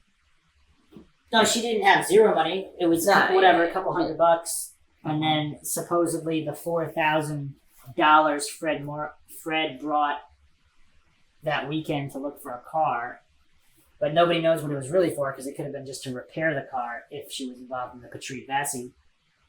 But You anyway, said there was frames in the ATM footage, right? well, it's old footage, so it's not a lot of frame. It's a video, so I don't know what the frame rate is. It's not that high. Anyway. But do you ask? Because you're probably curious to see what her face might look like, any Yeah, expressions and stuff Yeah, like like that. she's happy. She didn't look happy sad, at all. like- did she make eye contact with the camera lens? Not really. Well, she also had a really bad sleeping schedule because she's up half the night, and she's also in a nursing program, so she's got So her schedule is insane, and she has 2 jobs, and her sleeping patterns are erratic. did she look? But I mean, I get though, because maybe you can wonder if maybe she looked like just either weary, tired, just because she's been doing that, Sorta. or like maybe like a more panic kind of weird. Yeah. I don't know. And also, you knew we were doing the podcast. You could have looked at the video in like 2 seconds. well, these ideas come along like while we talk, though. Like, Yeah, and I'm actually. Can we just talk about this ATM video? Yes. His podcast. Oh, you didn't know about the ATM video I mentioned in the last podcast? You had? I think so. All right, so Greg Floyd, Maxwell. So look that Are up. you still people. part of this podcast? You haven't said anything in like a half hour. Well, I don't know who that is, so you're assuming that I know. But actually, you're just kidding that I know. But you know, No, you no. know that I know. Greg Floyd is the guy. So Bruce McKay Yeah. worked with Greg Floyd. So remember, Bruce McKay shot Lyco Kenny and killed him. Bruce McKay just happened to be at the scene somehow, and then shot Lyco Kenny and killed him. So some people speculate that Greg Floyd was a police informant because that's why he got away with all this crazy behavior, and then he may have been working with Bruce McKay as a kind of a tag team to do messed up stuff. Bruce McKay is also known as Officer Pepper because he likes to use pepper spray on anyone and everybody, including old yes. women. I remember. Yeah. Shit. Old what? Yes. Kind of remember now. And so Greg Floyd is his buddy. And so the DA, for some reason, was always covering for Bruce McKay and all his shady actions and unlawful police activity. So Chris King exposed a lot of the shadiness in that area, so he's a journalist, and he actually uncovered that Floyd shot Kenny in cold blood and not in defense because they apparently lost the evidence on Kenny's gun. So Chris King said that Greg Floyd actually put the magazine, after he shot Lyco Kenny, he put a magazine in his gun to make it look like Kenny was armed and going to shoot him to excuse the death.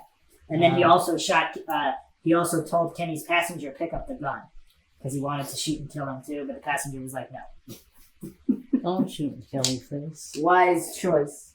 But apparently, if Greg Floyd was always on the police scanner, he knew where Bruce McKay was, and if Bruce McKay told him stuff, they were kind of tag teaming people possibly. So if McKay is involved in the Maura Murray disappearance, which is a possibility, then Greg Floyd might be involved as well. That's the same possibility. So the other thing people don't really talk about is both McKay and Floyd were both kind of notorious in the area as crazy psychopaths. Oh. And they were also shooting buddies, so they went shooting together. And Floyd was actually not allowed to own firearms because that'd be in violation of his parole, but apparently McKay didn't care and nobody else either, and he fires like automatic weapons off in his backyard. Oh, wow. So we'll go over Bruce McKay and the other police POIs in the next episode, but we'll just focus on the civilians for now. So again, the psychics mentioned an eagle. Floyd actually has a tattoo of an eagle on his arm. So if you believe in the psychics and the eagle being involved, Oh, that would also put the one guy from the National Guard in there, too. Yes. Right? Yes.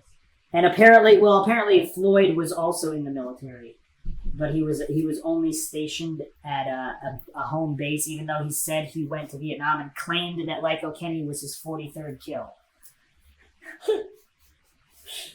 Yes, Greg Floyd is an interesting character. So this is from Boston Magazine, 2007. In the politicians' rush to absolve Floyd, they glossed over a few things. Minutes after the police arrived at the scene, Floyd claimed Kenny was the 43rd person he'd killed. Later that night, he told police he worked for the government in places and things you can't talk about. Huh. Hey.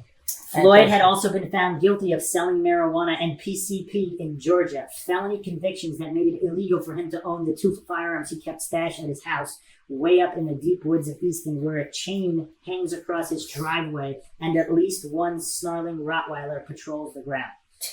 According to police reports in 1997, Floyd threatened to sick his dog on a utility meter reader who'd come onto his property. When state troopers showed up to arrest him, he tried to force them off his land by sending his son for a gun, shouting, "I know you wear vests, so I would have to put it right between the eyes." Oh shit. At least he's honest. He was found guilty of assault, resisting arrest, receiving 3 years probation and a suspended prison sentence. Bill Kenny is among those who theorize that Floyd was an informal backup for McKay, operating on a kind of buddy system. The two lived not far apart and seemed to share a similar outlook on the world. Floyd refuses to speak to the press, but some in Franconia also speculate that he kept a police scanner, which would have let him track McKay's movements. In any event, his role in the bloody events on Route 116, he outdid the slain cop come prosecutor. For Lyco Kenny, Greg W. Floyd served as judge, jury, and executioner. So the corruption does seem extensive, although if Floyd was some kind of valuable police informant or had some kind of a deal, it would explain some things. What do you think, Maxwell? Got that knowledge. Drop it. I got Was the police informant working with McKay? I don't know. Johnny? What do you think of these goings on in the area? Well, I was always intrigued by it. I mean, just thinking about it, if Floyd is apparently seems to be not shy about like his actions. He's quick to admit if I did it, I did it. I killed that guy, and I'd do it again. If he had any involvement more, I wouldn't be surprised. I would think if he asked, he probably would be like, yeah, I killed her. I don't know, because if it was known and so this guy killed a cop, so he killed the guy that killed the cop, so he probably thought that would kind of let him off the hook. Yeah. And if he's a police informant, if he just starts admitting to random murders of innocent women, unarmed, that's a little different. I guess so, but I don't know because he said Floyd's confirmed too. That's what he said, yeah. Yeah, so, But it was actually revealed that he never was in Vietnam. He never actually got deployed.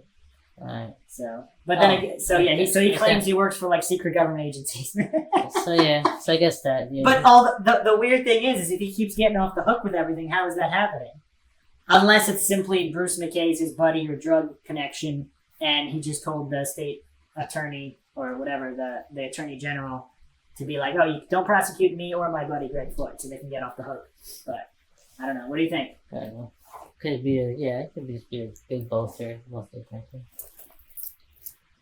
Are we moving on from Floyd? No thoughts, Johnny?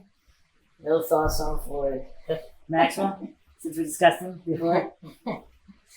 Nothing. I got nothing. I'm gonna go with the assumption that anytime you guys got nothing, that guy didn't do it. All right, let's move on to Tim Carpenter. Maxwell knows who Tim Carpenter is. Oh, Tim Carpenter, that Carpenter guy. So, no, he's not a carpenter. So, Tim Carpenter is Kathleen Murray's boyfriend at the time of Maura's disappearance. Kathleen is Maura's other sister, not the one that The went to younger West one, Point. right? So, she's the alcoholic. Younger. Sure. She's not the one that's been interviewed on the. Older? on the- Yes, that was the one that was interviewed at the motel. So Kathy, oh, got it. Okay. So, supposedly, so she also talked to Maura the night that Maura had a breakdown at her job. She also talked to Billy, her boyfriend, at that night also, so it's unknown where the breakdown happened. But one theory is if she went up there to help Kathleen, like to get her into rehab, whatever, if her crazed boyfriend, Tim Carpenter, followed them, and he had a red truck with Massachusetts plates, which is what that witness saw. So if he followed her, he could have possibly done something. Kathleen could have been involved somehow, we don't know. But for dealing with her own sister though? Who knows? So Tim Carpenter made statements about Fred Murray. Probably just some Bud Light. So he made comments about Fred Murray that he was only serious about looking for his daughter when the cameras were around. Uh-huh. So he was kind of saying Wait, he was putting on a show. Tim Carpenter. But He's saying this about Fred Murray. get out of here. That's crazy. Yes. Wait. What did Kathleen think about him commenting like that? I don't know. All right, keep going. That's fucked That'd up. be an interest that should have been asked of Kathleen. So he has since had a stroke, so apparently he would not be able to shed light on any of this information. Although there was no official alibi given that's publicly available when Maura on that night. So we're going to get into the Jeremy Rathbun, Tim Carpenter, Fred Murray triangle now. So Maxwell knows all about this. We went over Rathbun's account before. Fred said, so Jeremy Rathbun is a guy who apparently witnessed somebody with a red truck. This red truck keeps coming up. It's important, right? There's a lot of people with red trucks out there. Yeah. Yes. Apparently. That whole construction company full of red trucks. It's popular Is color. there any proof of these? Like, that people have red trucks? So Rathbun said that he saw somebody, spray wash and clean a truck, and then they were moving barrels with red liquid in them, and then Maura Murray's clothes were found with the initials MM on the sweatshirt, which Maura's family said is what she does with her clothes. Where? In that area where Rathbun claims that he saw this red truck. That's real? They really found her clothes? Yes. I never heard about that. I don't remember that. Did you know that? So they found her clothes. And it had Hold on. Let me just do it in order. So let me finish. So Fred says that Rathbun identified Tim Carpenter with a sketch before ever meeting him. After seeing him outside of his truck near Warren, New Hampshire, with the cap off, trying to air the flatbed out while wearing a respirator mask. Tim Carpenter won't look at Rathbun after that. Tim Carpenter's attempts to cast doubt on Fred. So James Renner actually interviewed Tim Carpenter, and he said, "It's also terribly irresponsible to name Tim as a murderer without talking to him and giving him the chance to tell his side. I spoke to Tim for my book. I met him, stood next to the man. He told me a lot about his relationship with Kathleen and also about what she had to say about her father, which was nothing good, and explains their estrangement. This is just another distracting conspiracy theory. However, police did collect a DNA sample from Kathleen last year before the oxygen show.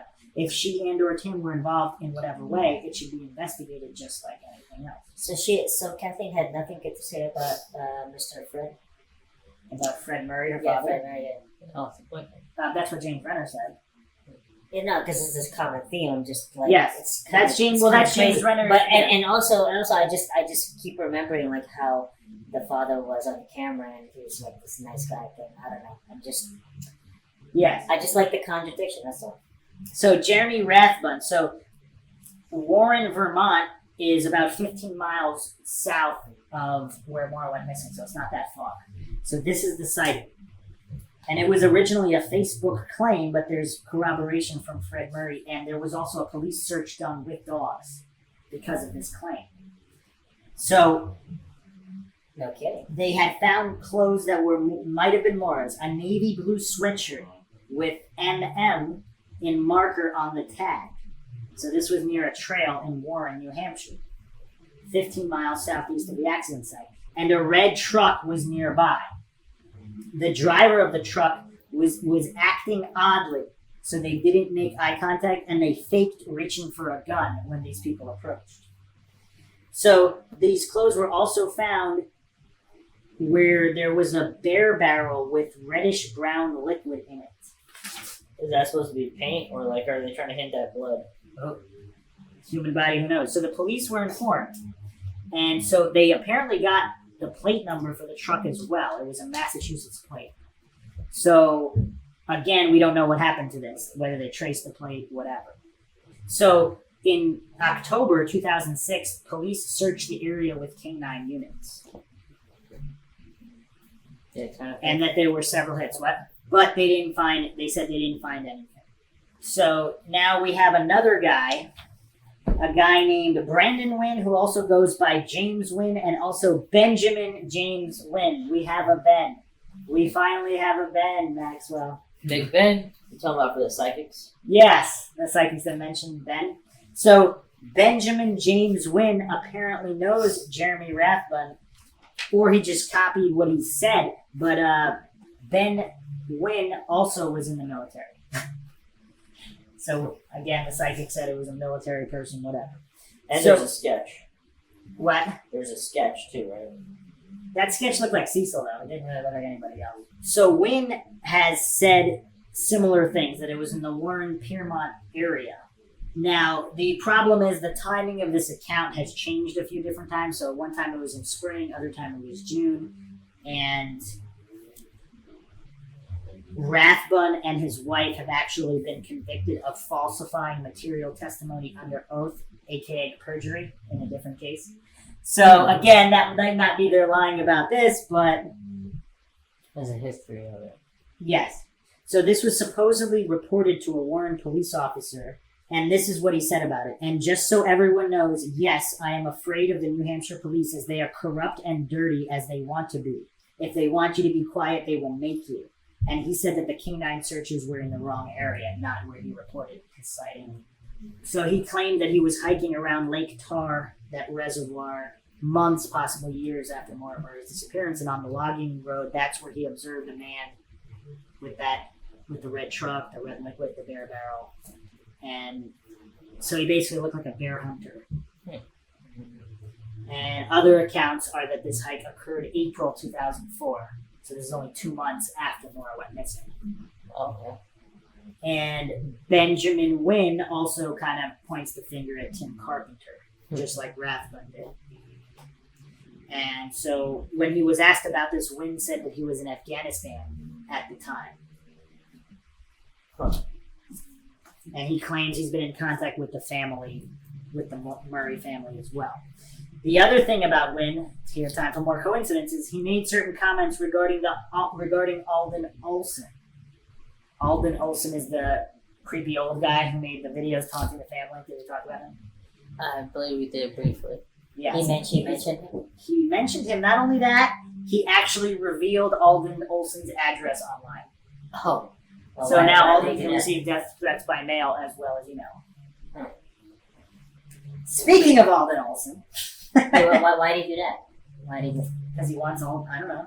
It's messed up because he thinks Alden's a suspect. I don't know. He wants people to go kill Alden Olson. I don't know. He's messed up. Why are you asking me what these people are doing? I was just curious. What? I'm just saying. So what do we think of the Rathbun Wynn accounts? Are they credible? Yeah, definitely intriguing. Again, intriguing. That's the big word. Is this case a big enough maze for you? Nah, I think we can get a little bit larger. Oh, okay, because it's about to. Yeah. Johnny, any thoughts? Nothing? Got nothing. Okay, so Alden Olson, the enigma that is Alden Olson, has been discussed in great length on this podcast. He is and was officially a person of interest. He has threatened his own family members in the past. I think once with a shotgun. Or so he pulled the shotgun on someone else. And also James Renner. The former Walmart greeter is most famous in the Maura Murray case for posting weird videos appearing to taunt the family on the anniversary of Maura's disappearance. He has been dubbed 112 Dirtbag, referencing Fred Murray's comment that a local dirtbag was responsible for Maura's disappearance. Strange as he is, he did some instrumental work in shedding light on Amherst and UMass strangeness. There's definitely something off. He did great work in examining the police in the Vassy and Run. And he brought up connections that have not been brought up before, particularly in mechanic and PI connections, and that certain people had both examined the Corolla at the Hadley crash site and the Saturn at the Weathered Barn, as well as a web of Iranian connections to Vassy and the general Amherst UMass community.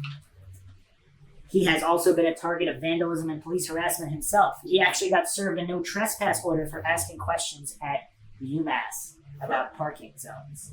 Oh.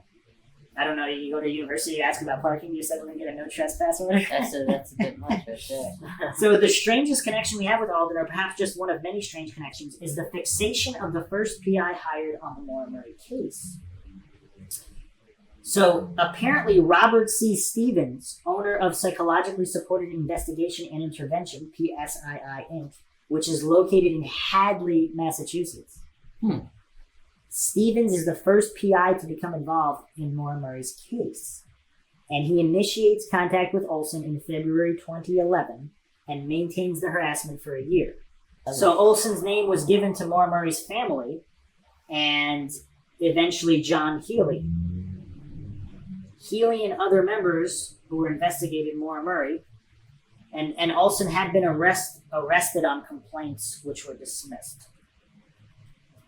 So the other thing we didn't really talk about with Alden Olson is his connection to Mr. 1974. But anyway, so Mr. 1974, James Renner actually reported this. Alden Olson refers to himself as Mr. 1974. So get this. John William McGrath was one of New Hampshire's most wanted criminals. In 1962, 17-year-old John William McGrath murdered his entire family in Newport, New Hampshire. He took the rifle his uncle had reclaimed from a dead Japanese soldier in World War II and shot his two younger brothers, whom he was babysitting. Oh, wow. Then he sat and waited for his parents to return home. When they did, he shot them too. From the Concord Monitor, but the same McGrath had been seeing a doctor at the state hospital in Concord for 2 years as an outpatient for reasons not explained in the news accounts. In writings found after the murders, police discovered repeated references to death, an executioner, and darkness. Perhaps death is the answer to the question of existence. Read one of McGrath's passages that was collected. After the murders, he drove 45 minutes to Concord and turned himself in at the mental hospital. He was found insane and committed to a psych hospital. At the hospital, he proved to be an academic. He wrote book reviews, he painted murals of New Hampshire-covered bridges on the walls of the hospital, and he was given permission to take computer classes at New Hampshire Technical Institute. When he started dealing drugs, he was sent to prison. In 1972, he returned to the mental hospital. In 1974, he walked away from the hospital grounds and was never seen again. He would be 67 years old now. Now, 2018. This blog was written a couple of years ago. I don't know, 1-2 years ago, whatever. So he'd be in his late 60s. Okay. So he calls himself, Alden Olson calls himself Mr. 1974. Then he says, I'm not Mr. 1974, I'm a private detective. They got pictures of the guy, right? No, it's not him. He's just playing Okay. because he's But he's gone. He's disappeared. He would be, yeah, he'd be a lot old. So they think he killed other people as well. Now here's what's weird. Alden Olson posted the video on July 26th, which is the anniversary of the discovery of the Lady of the Dunes. The Ladies of the Dunes is an unidentified female that was found murdered. And she was found on July 26th, 1974. So another coincidence. Some people think John William McGrath is the Connecticut Valley killer, who's never been identified because he was in the general area where these murders occurred. Since several girls from the next town over from Newport in Claremont were found murdered. One from Newport was murdered and her body was found in Derby, Vermont, and another female skull was also found there. So, in any case, some believed Alden Olson was John William McGrath, but this is not the case. However, Alden clearly knows who he is. Alden knows a lot of things. Whether he is officially insane or not, his brain does seem to be able to find connections and patterns in a unique way. Who knows, maybe he will offer something to the case. It's also possible he might know someone who knows something and is just playing a weird game. Or he's just a highly intelligent troll who got a little too involved with the case. He's also presented some of the most out there theories about Maura Murray being connected to other cases and being a victim of egg and or organ harvesting for the black market, as well as genetic government experiments linked with nutritional supplements. Really? Yes. Yeah. So there's a whole plot. What's even more insane is that he actually backs up a lot of these theories with connections and personnel of various companies who lived or had deals with other people involved. The level of strangeness is off the charts. I'm surprised they go with the Kentucky Mole people. What? Kentucky Mole people. I'm just saying, you know, their body would have been out there. They would have came up, stashed your body, and covered the whole perfectly. They wouldn't know. Wouldn't know. All right. Of course, no podcast would be complete without mentioning Billy Rausch. We've also covered him extensively. His highly suspect phone activity the day before and the day of her disappearance. Right. Highly suspicious movement and phone activity in the week after her disappearance. Whereabouts not really corroborated during the search. And he did not focus on the immediate area of Haverhill. He was all over New Hampshire, Vermont, and even Maine. Possibly even talked to Maura on the phone after the disappearance, then went silent for days with no phone activity at all. Highly suspicious. Recent revelations about women who claimed Rausch harassed and or abused them were put forth by James Renner. One even claimed Rausch said, "I'll kill you like I killed Maura." Oh, wow. What do you think about that, Johnny? I mean, he said he killed her, so So you think he did it? so he did it. Case closed. Okay. Case closed. Usually when a woman gets killed, it's usually the husband or boyfriend. This fact alone warrants that Billy is a POI until definitively ruled out, which has not happened. He also said he feels like Scott Peterson when he first arrived in New Hampshire. Because he was at Fort Sill the day of his disappearance. Right. So, definitely a strange character. Extremely. We went over him a whole bunch, so he's currently going to be in court for all this stuff. He got fired because of it. I think he also worked on the Obama campaign for at one point. Oh, I don't know. And so some people think his sister's suicide is connected to Maura Murray because she knew something or Maybe. whatever. There's a lot of strangeness with Billy Rausch. And lastly, some people believe serial killers were involved. We went over Howard Godfrey and Israel Keyes. Godfrey is a potentially better suspect with links all over New Hampshire and even Stowe, Vermont, where he worked and Maura and her father had visited multiple times. Godfrey had been investigated in both the Maura Murray and Brianna Maitland cases, but nothing definitive ever came of it. Godfrey did possess articles about Maura Murray when he was arrested. Police had mentioned they had a better suspect for the Maura Murray case and may not have investigated further. Key's connections aren't well defined, just a random killer, until he was caught for a non-random abduction. So, what do we think here? All these persons of interest, possible suspects, a lot of shady stuff going on, right? Yeah, crazy. It's intense. Far too many people who like to do bad things, potentially. So what do you think overall? Now, Godfrey actually was not in prison, like I think from 2001 to 2005 when she went missing, and he had like things he kept from people that he killed. Holy crap! And but not Maura. Maura was in a separate area, so it's just really shady. So is it possible he knew who killed her if it was another serial killer? We did an episode on this, if you remember, Maxwell, in our serial killers episode where we went over him. He's a pretty. I mean, there's things that don't add up about all of these suspects. Like they're all shady in their own way, but things don't add up when compared to other things, which is the problem with this case. With the eyewitness accounts and everything and such. Shit, I mean, the biggest thing for me is still if it's happening to serial killers, or quote unquote potential serial killers, it's just motive to even be around like that. To just. Well, Israel Keyes, his MO is randoms. He has no connection to them. That's why he went so long without being caught. Because most serial killers, they either saw someone or followed someone. He's just he's all about random. That was his thing. Sure. It's kind of uncorroborated exactly where he was. Supposedly, he was across the country. And they have some, whatever, road toll footage, but maybe not. Because that's all. There were weird statements made. Nothing's 100% trustworthy. So I guess he could have been in New Hampshire. But yeah. That's what I'm saying. Like, if it was, even if it has like a random set, does that mean like just for a person to, in general, to randomly decide, okay, I'm going to abduct or kill or do something to this girl who just happens to be on the side of the road? Yeah, well, if her car's broken down, it's kind of like an easy kill, right? It is, but still. I mean, or the other theory is that he saw her at a gas station. I mean, where she stopped and he kind of followed her. Not even just him. Like if he's any serial killer. Yeah, like I mean, any serial killer probably would take them. I mean, just like someone who doesn't, let's say, have a history of it per se, or just like an opportunistic killer decided he was just going to kill that first time ever. Yeah, opportunistic. Like I mean, and most times with those opportunistic killers, I mean, first usually are relatively close to home at first or something like that, or just some sort of connection. So what do you think, Johnny? Serial killer or no? Local police. Where are you at? Yeah, it's crazy. So, too much to digest. Too many persons of interest. And we didn't even get in to the law enforcement and other government official persons of interest or the Amherst and UMass persons of interest in the case, where we'll get into in the next episode. But we hope you enjoyed another edition of the Mindshock podcast. Oh, man. I gotta remember these. And if you enjoy the podcast, you can donate on our PayPal. Just check the link in the description. This is Bruce McGuire signing off. Maxwell Powers here. Johnny Mills. And Sid Irwin. Have a good night.